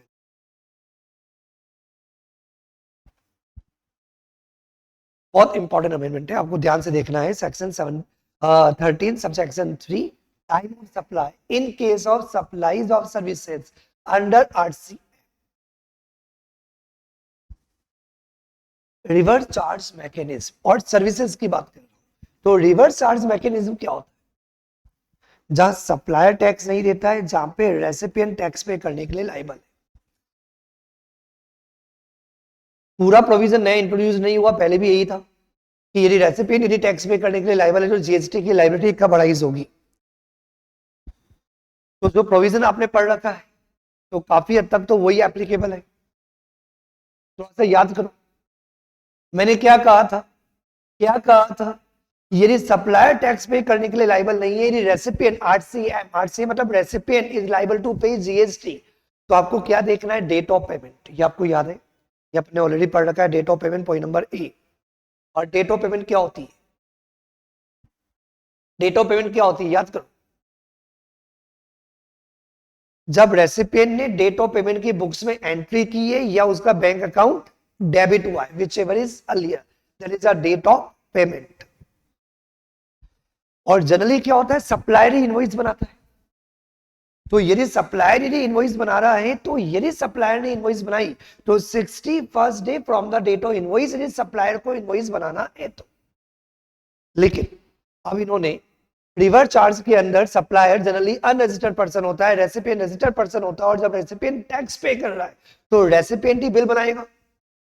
तो एक नया पॉइंट इन्होंने और ऐड किया अमेंडमेंट नंबर 2 के अंदर, यदि रेसिपिएंट टैक्स पे करने के लिए लायबल है, यदि आरसीएम यदि एप्लीकेबल है, तो एवरी रेसिपिएंट को क्या करना पड़ेगा? सेल्फ इनवॉइस देनी पड़ेगी। और इनवॉइस इशू करने का टाइम पीरियड डाल दिया 30 डेज। रूल नंबर 47 एक नया रूल इंट्रोड्यूस्ड हुआ है। जल्दी तो नहीं उड़ाना बेटा, एक्चुअली आपको रिवीजन वाले पार्ट पे दिमाग लगाना है। एक्चुअली पहले रेसिपिएंट के ऊपर इनवॉइस की कोई रिक्वायरमेंट नहीं थी कि कितने टाइम पीरियड के अंदर उसको बिल देना है। इन्होंने रूल नंबर 47 ए के अंदर क्लियरली मेंशन कर दिया कि जो भी रेसिपिएंट है उसको 30 डेज के अंदर इनवॉइस इशू करना पड़ेगा। ओके, तो यदि सप्लायर यदि इनवॉइस इशू कर रहा है, सुनना बात, मतलब आपका जो मेन इंपॉर्टेंट पॉइंट है वो सेक्शन 13 सब सेक्शन 3 में। क्या है सेक्शन 13 सब सेक्शन 3? यदि रेसिपिएंट यदि सर्विसेज ले रहा है, यदि रेसिपिएंट यदि सर्विसेज ले रहा है तो जीएसटी की लायबिलिटी कब अराइज होगी, टाइम ऑफ सप्लाई क्या होगा। तो ये ऑलरेडी है आपके नोट्स में लिखा हुआ है, देख लो, वही चार्ट है जो मैंने क्लास के अंदर आपको बताया था। Date of payment, date of payment है, डेट ऑफ पेमेंट में कोई चेंजेस नहीं है, तो डेट ऑफ पेमेंट, लेकिन क्या चेंज कर दिया? ओनली 61 डे था from the date of invoice, तो इन्होंने एक लाइन ऐड कर दी, यदि सप्लायर को यदि इनवॉइस इशू करना है तो 61 day from the date of invoice. यदि सप्लायर को यदि इनवॉइस इशू नहीं करना है तो उस केस में क्या होगा? Date of issue of invoice by recipient, यदि रेसिपिएंट को यदि इनवॉइस इशू करना हो। और अभी मैंने बताया कि रेसिपिएंट को कब तक इनवॉइस इशू करना है? 30 डेज के अंदर। तो if invoice is required to be issued by the recipient, जो 30 डेज के अंदर रेसिपिएंट को इनवॉइस देना ही पड़ेगा, तो क्या लिया जाएगा? Date of issue of invoice by the recipient whichever is earlier. एक बार वापस से बताता हूं, यही पार्ट है अमेंडमेंट का। बाकी तो वो पॉइंट नंबर 2 पॉइंट नंबर 3 पहले भी थे, आज भी वही है, कोई चेंजेस नहीं है।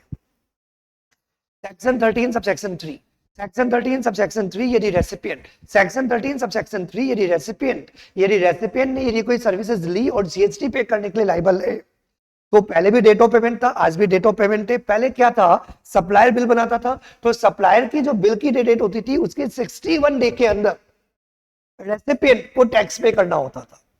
यहां पे इन्होंने क्या बोला? वो अभी भी है। ये क्वेश्चन में दे रखा होगा, एग्जाम के पॉइंट से इंपॉर्टेंट है, अब ध्यान से पढ़ लेना। यदि सप्लायर यदि इनवॉइस इशू कर रहा है तब आपको याद रखना पड़ेगा डेट ऑफ पेमेंट और 61 day from the date of issue of invoice by the supplier whichever is earlier. और यदि रेसिपिएंट यदि इनवॉइस करने वाला है, यदि रेसिपिएंट को इनवॉइस इशू करना है, तो देन डेट ऑफ पेमेंट, तो डेट ऑफ पेमेंट पहले भी थी, पॉइंट नंबर बी एप्लीकेबल नहीं होगा, this is point number B and this is point number C. तो देन पॉइंट नंबर सी क्या कहता है? Date of issue of invoice, यहां पे 61 डे नहीं होगा। यदि रेसिपिएंट यदि इनवॉइस इशू कर रहा है तो फिर 61 डे की बात क्या है? तो if invoice is to be issued by the recipient, बोलो मेरे साथ, if invoice is to be issued by the recipient then date of issue of invoice by recipient whichever is earlier. Easy language में एक बार वापस repeat करता हूं। Time of supply in case of supplies of services under RCM, यदि recipient tax pay करने के लिए लायबल है तो देन रेसिपिएंट के ऊपर जीएसटी की लायबिलिटी कब राइज होगी। डेट ऑफ पेमेंट पहले भी था, तो डेट ऑफ पेमेंट तो हर केस में होगा। दो पार्ट में आप डिवाइड कर दो पॉइंट नंबर 1 को भी। यदि सप्लायर जी, मैं कौन हूं जी, रेसिपिएंट जी, तो ये सप्लायर जी ने यदि इनवॉइस इशू किया है तो 61 day from the date of invoice, और यदि रेसिपिएंट यदि इनवॉइस इशू कर रहा है तो पॉइंट नंबर बी नहीं, पॉइंट नंबर सी, तो डेट ऑफ पेमेंट, बोलो डेट ऑफ पेमेंट और date of issue of invoice by recipient whichever is earlier. Point number 2 पहले भी था कि पॉइंट नंबर 1 यदि एप्लीकेबल नहीं हुआ तो date of entry in the books of accounts और रेसिपिएंट नो चेंजेस, वो मैंने फिर भी कवर कर दिया जिससे कि आपको कंफ्यूजन नहीं है। Now we come to the another chapter, chapter number 17C, place of supply. Important amendment नहीं, ये सर्कुलर नोटिफाई किया है इन्होंने। Place of supply of online services supplied to unregistered recipient. Actually issue ये था कि यदि कोई भी ऑनलाइन इलेक्ट्रॉनिक जो कॉमर्स ऑपरेटर है जो online database access retrieval services देते हैं, तो उस केस में जो रेसिपिएंट होता है वो अनरजिस्टर्ड होता है। तो यदि रेसिपिएंट यदि अनरजिस्टर्ड पर्सन है तो उस केस में लोग करेक्ट रूल अप्लाई नहीं कर रहे थे, क्योंकि जिसके ऊपर कोई भी रूल अप्लाई नहीं होता तो आपको पता है section 12 subsection 2 clause B apply होता है। तो रेसिपिएंट का यदि एड्रेस अवेलेबल तो रेसिपिएंट का लोकेशन, और यदि रेसिपिएंट का लोकेशन अवेलेबल नहीं है तो सप्लायर का लोकेशन। तो यहाँ पे अमेंडमेंट क्या हुआ, अमेंडमेंट ये हुआ कि प्लेस ऑफ सप्लाई किसके अकॉर्डिंग होगी, 1 के अकॉर्डिंग होगी, लेकिन साथ में इन्होंने सप्लायर के ऊपर एक ऑब्लिगेशन दे दी। सप्लायर जो तुम ऑनलाइन सर्विसेज प्रोवाइड करते हो, अनरजिस्टर्ड पर्सन जो है, तो अनरजिस्टर्ड पर्सन OIDR इसकी बात हो रही है, online information database access retrieval services. तो जो ऑनलाइन सप्लायर्स हैं, तो जो ऑनलाइन जो अपनी सर्विसेज प्रोवाइड करते हैं किसी भी अनरजिस्टर्ड रेसिपिएंट को, तो अनरजिस्टर्ड रेसिपिएंट का उनको एड्रेस लेना पड़ेगा। और जब रेसिपिएंट का एड्रेस लोगे तो point number 2 location of supplier place of supply नहीं होगा, क्योंकि अभी तक ओपन था। यदि रेसिपिएंट ने अपना एड्रेस दे दिया तो लोकेशन ऑफ रेसिपिएंट, और यदि रेसिपिएंट ने एड्रेस नहीं दिया तो सप्लायर का लोकेशन। तो इन्होंने क्लेरिफाई कर दिया, ना ना ना ना, सीबीआईसी का सर्कुलर है, सुनो, और सप्लायर जो भी तुम online information database access retrieval services unregistered person को प्रोवाइड कर रहे हो, तो तुम्हें जो भी अनरजिस्टर्ड रेसिपिएंट है उनका एड्रेस लेना पड़ेगा सर्विसेज देने से पहले। तो आपके पास रेसिपिएंट का एड्रेस अवेलेबल है, तो जो पहले पॉइंट नंबर 2 सप्लायर के लोकेशन को कवर कर लेते थे कि रेसिपिएंट ने एड्रेस दिया ही नहीं, हम क्या करें, तो यहाँ पे सीबीआईसी सर्कुलर बोलता है सप्लायर तुम्हें रेसिपिएंट का एड्रेस लेना ही पड़ेगा। इसका मतलब हर केस में लोकेशन ऑफ रेसिपिएंट जो भी सप्लायर के रिकॉर्ड में अवेलेबल है वो ही प्लेस ऑफ सप्लाई माना जाएगा, सप्लायर का लोकेशन प्लेस ऑफ सप्लाई नहीं माना जाएगा। ये आपको याद आ गया होगा, ये अपने पढ़ा था जनरल प्रोविजन। जब कोई भी सर्विसेज 3 से लेके 14 के अंदर कवर्ड नहीं होती तो आप 12(2) के अकॉर्डिंग करते हो, और बी के अंदर दे रखा है अनरजिस्टर्ड पर्सन का, तो अनरजिस्टर्ड पर्सन के अंदर पहला पॉइंट आता है लोकेशन और रेसिपिएंट, दूसरा पॉइंट आता है सप्लायर का लोकेशन। तो यदि रेसिपिएंट एड्रेस नहीं देगा तो आप सप्लायर का लोकेशन ले लोगे, लेकिन अब यहाँ पे ये पॉसिबल नहीं होगा। इन केस में OIDARS, बोलो मेरे साथ, online information database access retrieval services, जो भी ऑनलाइन सर्विसेज प्रोवाइड की जा रही है, तो उन केसेस में जो भी सप्लायर्स हैं यदि वो अनरजिस्टर्ड पर्सन को यदि कोई भी सर्विसेज यदि देते हैं तो उनको क्या करना पड़ेगा, उनको अनरजिस्टर्ड जो भी रेसिपिएंट है उनका एड्रेस लेना पड़ेगा। उनका क्या स्टेट है पहले लेना पड़ेगा, और जब आपके रेसिपिएंट का लोकेशन अवेलेबल है तो इसका मतलब प्लेस ऑफ सप्लाई क्या मानी जाएगी, लोकेशन ऑफ रेसिपिएंट। क्या मानी जाएगी, लोकेशन ऑफ रेसिपिएंट। सप्लायर के लोकेशन का क्वेश्चन आएगा ही नहीं, क्योंकि आपको सप्लाईज करने से पहले रेसिपिएंट का एड्रेस लेना पड़ेगा, और रेसिपिएंट का एड्रेस अवेलेबल है तो प्लेस ऑफ सप्लाई क्या होगी, location of recipient, location of recipient. Now we come to the another chapter. That is the chapter number 18, amendment number 1. ज्यादा इंपॉर्टेंट अमेंडमेंट नहीं है. ये अमेंडमेंट क्यों आया है, ये आया है reason behind the section 74A. और यहाँ पे 74A तो अलग है, यहाँ पे जो दिया हुआ है छोटा सा पॉइंट है, रीड कर देता हूँ, ये नोट्स में कवर कर लेना. सेक्शन 17 सबसेक्शन 5 आपको पता है इनएलिजिबल क्रेडिट की बात करता है, ब्लॉक्ड क्रेडिट. ऐसे कौन कौन सी इनवर्स सप्लाईज है जिनके ऊपर आपको आईटीसी नहीं मिलेगा. उसमें पॉइंट अपन ने पढ़ा था, पॉइंट नंबर आई, कि यदि आपने कोई भी टैक्स रीपे किया हो इन अकॉर्डेंस विद सेक्शन 74, 129, 130, 174, 129, 130 के अकॉर्डिंग यदि आपने टैक्स पे किया हो तो आपको आईटीसी नहीं मिलेगा. अब 74, 129, 130 आपने हटा दिया, ओनली 74 कवर्ड किया है, वो भी इन regarding with the financial year 23-24. It means financial year 23-24 में आपने सेक्शन 74 में यदि कोई टैक्स पे किया है फ्रॉड करके, उन टैक्सेस पेड का आपको आईटीसी नहीं मिलेगा. Now we come to the important amendment, amendment number 2. Important amendment, amendment number 2. ये सीबीआईसी का सर्कुलर है, बहुत इंपॉर्टेंट है. इस पे केस स्टडी भी एग्जाम में आ सकती है. यहां पे क्या बात आ रही है, समझना बात. ये ओईएम है, ओरिजिनल इक्विपमेंट मैन्युफैक्चरर. ये कौन है, मैन्युफैक्चरर्स. ये मैं ऑटोमोबाइल इंडस्ट्री की बात कर रहा हूं. ओईएम क्या बोलते हैं इसको, OEM, original equipment manufacturer, original equipment manufacturer. और ये कौन है, ऑटोमोबाइल डीलर.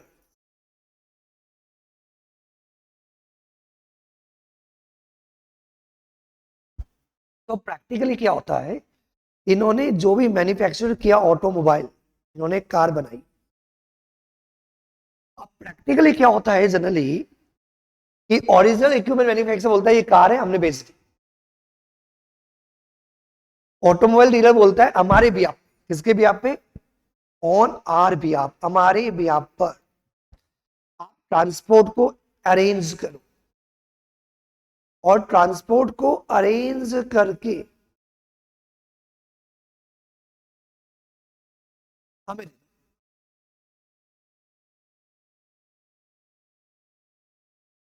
समझ में आ रहा क्या, दो लोग हैं, एक है ओईएम, ओरिजिनल इक्विपमेंट मैन्युफैक्चरर, और दूसरा कौन है, ऑटोमोबाइल डीलर्स. तो ऑटोमोबाइल डीलर्स क्या कर रहे हैं, ओरिजिनल इक्विपमेंट मैन्युफैक्चरर से कार ले रहे हैं. अब कार ले रहे हैं तो कार आएगी ना फैक्ट्री से, तो बोलते हैं भैया सुनो, ओरिजिनल इक्विपमेंट मैन्युफैक्चरर बोलता है कि ट्रांसपोर्ट मैं अरेंज कर रहा हूं लेकिन तुम्हारे भी आप. इसका मतलब कार तो हमने अपनी फैक्ट्री से ही बेच दी है, लेकिन तुम्हारे भी आप पर हम क्या करते हैं, कार ट्रांसपोर्ट अरेंज करके ट्रांसपोर्ट के थ्रू कार तुम्हें दे देते हैं. अब तुम्हारे दिमाग में आ रहा होगा सर आईटीसी के अंदर इस पॉइंट का क्या लेना देना है. पहले तो बताओ आईटीसी लेता कौन है, द रेसिपिएंट. ओके, यहाँ पे रेसिपिएंट ये है. आईटीसी रेसिपिएंट को मिलता है तो उसके लिए आपको एक कंडीशन पता होगी, आपको पता होगा मोस्ट इंपॉर्टेंट पॉइंट क्या है आपका, सेक्शन 16 सब सेक्शन 2 जो कंडीशन दे रखी है कि जो भी रेसिपिएंट जीएसटी में रजिस्टर्ड है उनको आईटीसी मिल जाएगा इनवर्स सप्लाईज पे. पॉइंट नंबर बी यदि आपको याद हो, जब आप रिसीव्ड करोगे तभी आपको आईटीसी मिलेगा. मतलब आप इन कार पे आईटीसी लेना चाह रहे हो, जब आप रिसीव्ड करोगे तब आपको आईटीसी.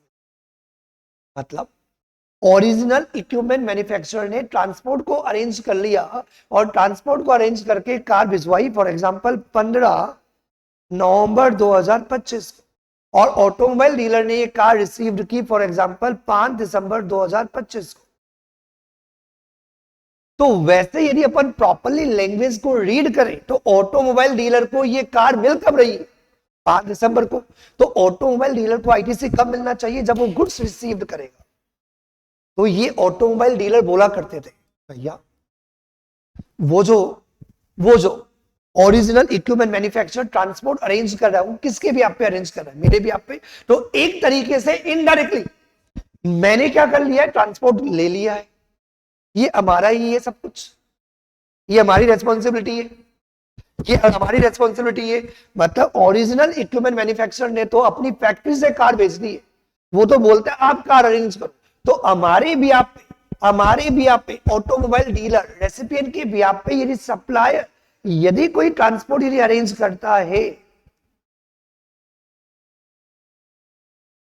तो एक तरीके से हमने कब रिसीव कर लिया, 15 नवंबर को।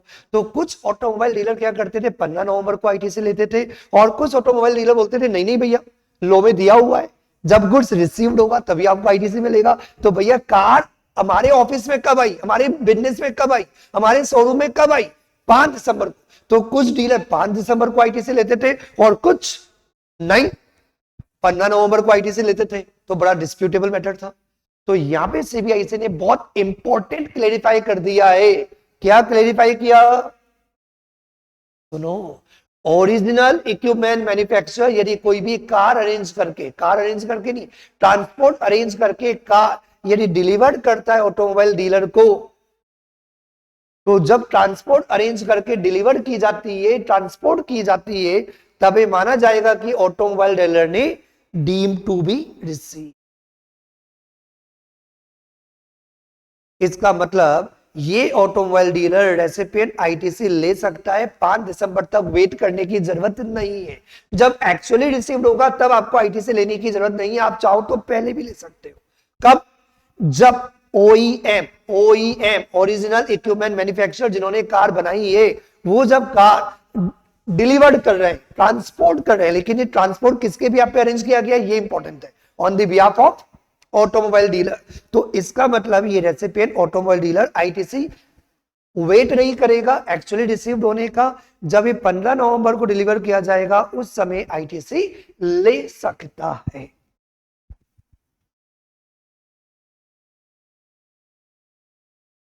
सीबीआईसी का एक क्लेरिफिकेशन आया है, बहुत इंपॉर्टेंट अमेंडमेंट है, clarification on availability of ITC, clarification on availability of ITC as per section 16 subsection 2 clause B. क्योंकि रेसिपिएंट को आईटीसी मिलता है जब वो गुड्स और सर्विसेज रिसीव्ड करता है, तो उसके लिए इन्होंने एक यहाँ पे क्लेरिफिकेशन दी है। समझ में आ गई बात बेटा? The transport may be arranged by the OEM on the behalf of dealer and where insurance is arranged। इसका मतलब पूरी की पूरी रेस्पॉन्सिबिलिटी किसकी है, ऑटोमोबाइल डीलर की। तो एक तरीके से OEM से, जो OEM है वहां से आपने माल बेच दिया है, भैया हमने खरीद लिया वहीं पे, हमारे पास आने तक वेट नहीं करना है, क्योंकि ट्रांसपोर्ट भी हमने अरेंज किया है और इंश्योरेंस भी हमने अरेंज किया है। या तो हमने डायरेक्टली अरेंज किया है या OEM ने अरेंज किया है हमारे बिहाफ पे, हमारे मतलब ऑटोमोबाइल डीलर रेसिपिएंट के बिहाफ पे। तो यदि रेसिपिएंट के बिहाफ पर OEM के द्वारा यदि ट्रांसपोर्ट और इंश्योरेंस यदि अरेंज किया जाता है, तो एक तरीके से पूरी रेस्पॉन्सिबिलिटी किसकी, ऑटोमोबाइल डीलर की। तो जब एक्चुअली रिसीव्ड होगा तब तक इंतजार नहीं करना है। ओरिजिनल इक्विपमेंट मैन्युफैक्चरर जब दे रहा है तभी क्या होगा, आईटीसी मिलेगा। क्योंकि इंश्योरेंस के केस में क्या होता है, ये इंश्योरेंस किसने करा है, डीलर ने। और यदि कार रास्ते में यदि डैमेज हो जाती है तो इंश्योरेंस किसको मिलेगा, ऑटोमोबाइल डीलर। तो ये माना जाएगा जब ओरिजिनल इक्विपमेंट मैन्युफैक्चरर जब ये कार डिलीवर्ड कर रहा है, क्योंकि जो ट्रांसपोर्ट और जो इंश्योरेंस है वो दोनों के दोनों ऑटोमोबाइल डीलर के बिहाफ पे अरेंज किए गए, ऑटोमोबाइल डीलर के नाम से ही किए गए। तो इसका मतलब आपने एक तरीके से गुड्स पहले ही डिलीवर कर दिए, पहुंचे नहीं है, रास्ते में टाइम लग रहा है, 1 महीने 2 महीने 3 महीने 10 दिन 15 दिन जब भी पहुंचेंगे, तो तब तक आपको इंतजार करने की जरूरत नहीं है। जब ओरिजिनल इक्विपमेंट मैन्युफैक्चरर जब ऑटोमोबाइल डीलर को गुड्स डिलीवर करेगा, जहां पे delivery on the behalf of automobile dealer होगी, तो then automobile dealer actually received तक वेट नहीं करेगा। जब डिलीवर किया जाएगा, जब रवाना किया जाएगा, तभी ऑटोमोबाइल डीलर रेसिपिएंट क्या करेगा, आईटीसी ले सकता है।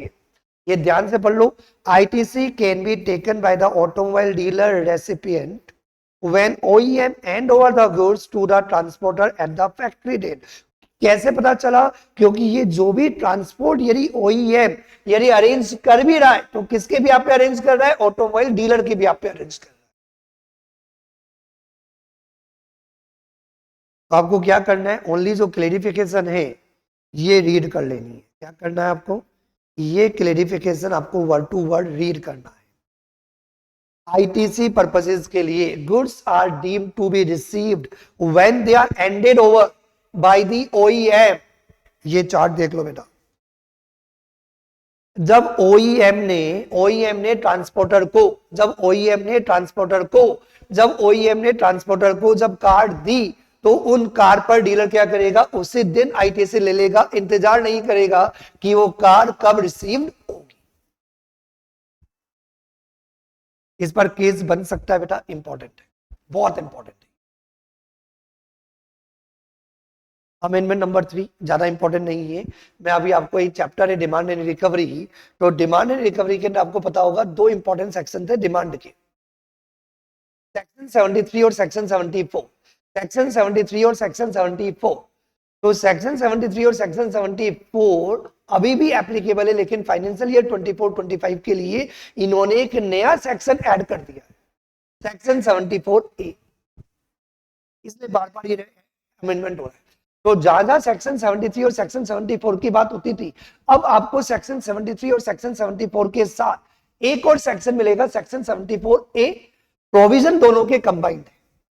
याद आया किसी को? अभी बताने वाला हूं, पहले बता देता हूं। तो डिमांड के अंदर दो सेक्शन होते हैं, non fraud section 73, fraud section 74। अलग अलग सेक्शन के अंदर नोटिस दिया जाता था।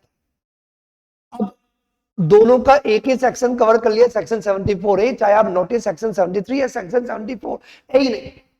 फाइनेंशियल ईयर 24-25, फाइनेंशियल ईयर 24-25, चाहे नॉन फ्रॉड हो चाहे फ्रॉड हो, प्रोविजन सारे वही रहेंगे, प्रोविजंस को कंबाइन कर दिया है, लेकिन एक ही सेक्शन के अंदर इंट्रोड्यूस कर दिया है, सेक्शन 74 के अंदर। यदि नॉन फ्रॉड है तो नोटिस सेक्शन 74A का होगा, और यदि फ्रॉड है तो भी सेक्शन 74A का ही होगा। प्रोविजन सेक्शन 73 वाले ऐड कर दिए नॉन फ्रॉड के लिए, और सेक्शन 74 वाले प्रोविजन ऐड कर दिए फ्रॉड के लिए। लेकिन इससे चेंज क्या हुआ, जहां जहां सेक्शन 73 सेक्शन 74 का रेफरेंस था, वहां हुआ सेक्शन 74A करके ये पॉइंट भी हर जगह ऐड होगा। तो ये अमेंडमेंट नंबर 3 क्या है आपका, section 49 sub section 8, order of discharging the liabilities.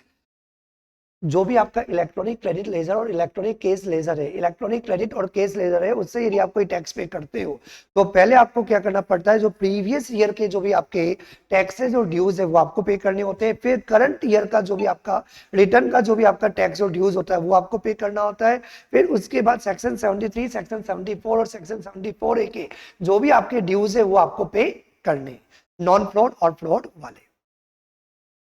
Amendment number 4, amendment number 4 के अंदर भी यहाँ पे ये है कि इंटरेस्ट के अंदर जो आपका सेक्शन 73 और सेक्शन 74 का जो प्रोविजन ऐड किया गया था, उसमें सेक्शन 74A आपको इंसर्ट करना है, पूरा नया प्रोविजन नहीं है। वही 18% का इंटरेस्ट है, वही इंटरेस्ट का रेट है, बाकी सारे प्रोविजन वही है। मैंने बोला ये फर्जी अमेंडमेंट है, तो ऐसे अमेंडमेंट मैंने कवर कर रखे हैं। क्यों? क्योंकि लाइन ऐड हुई है। तो आपको क्या याद रखना है, जहां जहां जिन जिन सेक्शंस में 73 और 74 का रेफरेंस है, उन सेक्शन में 74A का रेफरेंस भी आएगा, क्योंकि ये नया सेक्शन ऐड हुआ है। We come to chapter number 19G, demand and recovery. इसमें जो अमेंडमेंट है मैंने बताया, newly section inserted, section 74A, इन्होंने 73 74 को रिमूव नहीं किया, वो है फाइनेंशियल ईयर 23-24 तक। अब section 74A for the financial year 24-25, financial year 24-25 के कनेक्टेड यदि कोई भी टैक्स इवेजन किया जाता है, चाहे नॉन फ्रॉड हो चाहे फ्रॉड हो, दोनों के लिए सेक्शन 74A एप्लीकेबल होगा, और ये कंबाइंड इफेक्ट होगा। मतलब जो इसके प्रोविजन है वो मैं यहाँ पे कवर्ड नहीं किए पूरे के पूरे। मतलब आपको ये याद रखना है, सेक्शन मतलब सेक्शन 74A के दो पार्ट हो जाएंगे, या नॉन फ्रॉड और फ्रॉड। तो फ्रॉड नॉन फ्रॉड वही वाला याद कर लेना आप, सेक्शन 73 वाला, और फ्रॉड के लिए आप सेक्शन 74 को याद कर लेना।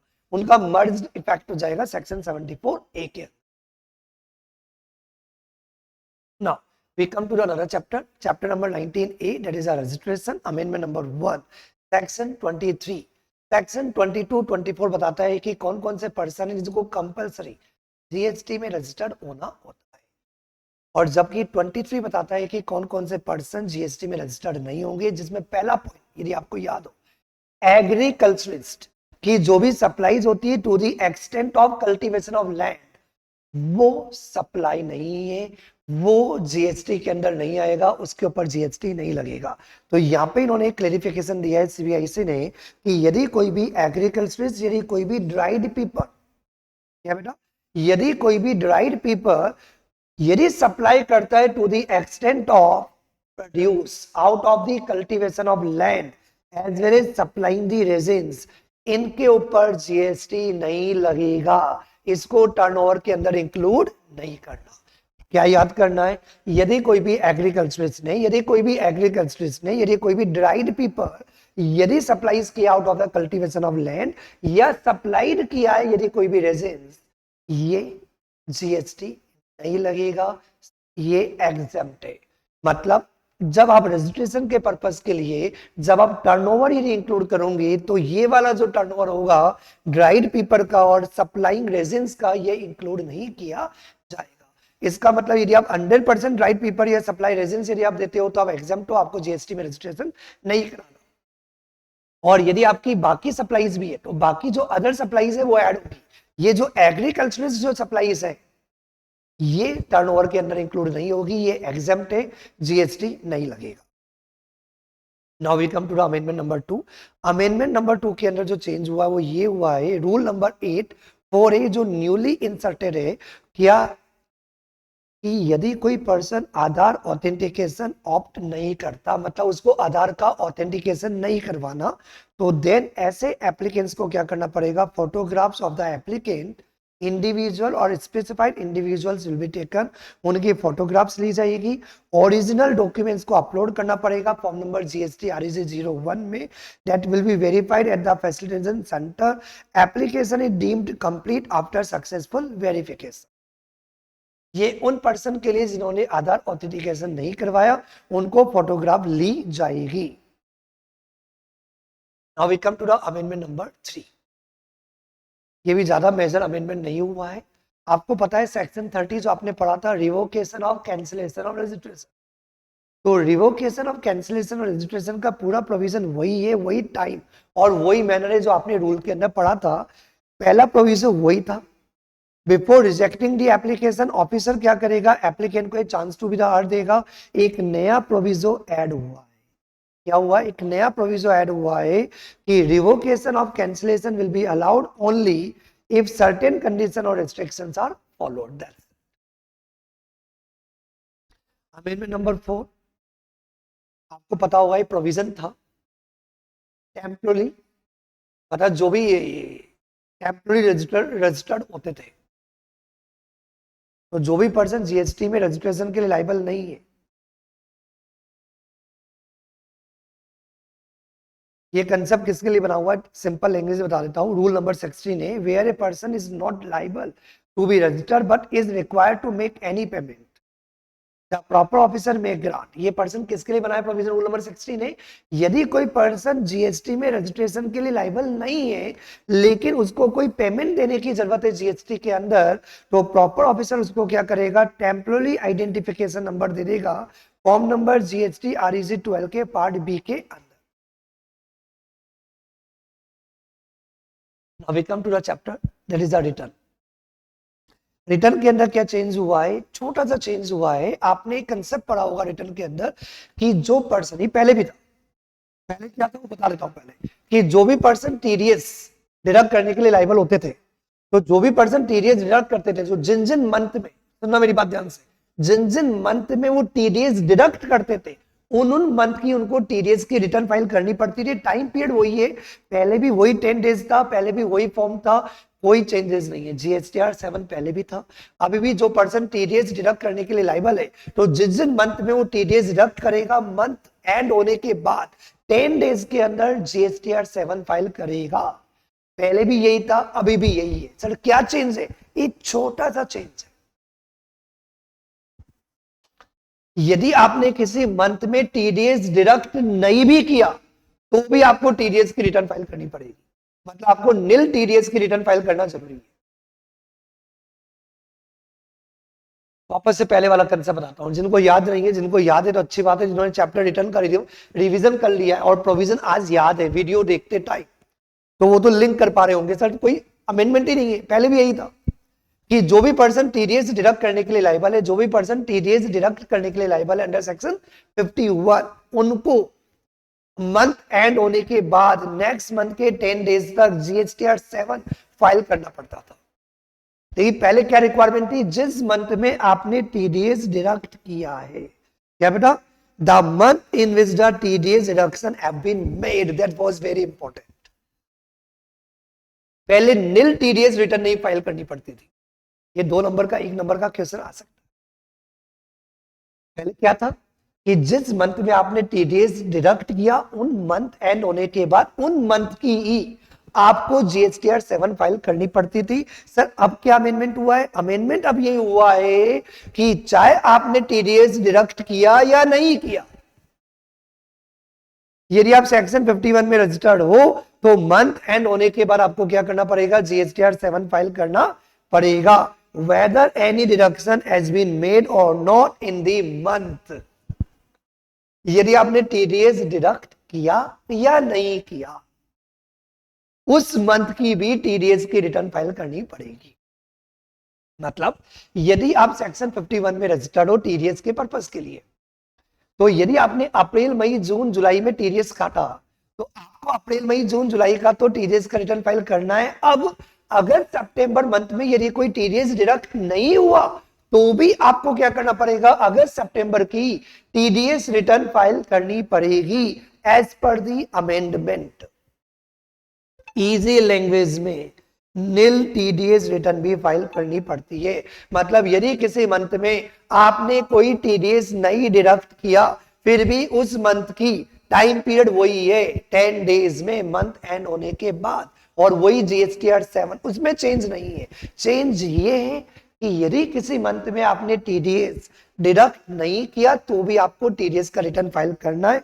इसका मतलब अमेंडमेंट क्या कहता है कि आपको नील टीडीएस रिटर्न भी फाइल करनी पड़ेगी। इसके साथ जो जो रेलिवेंट थे आपके एग्जाम के पॉइंट्स से वो सारे अमेंडमेंट मैंने आपको वीडियो के अंदर पूरा कवर कर दिया है।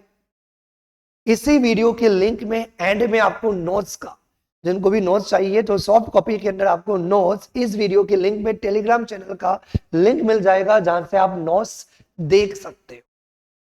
By two all of you, have a good day, all the best for the exam.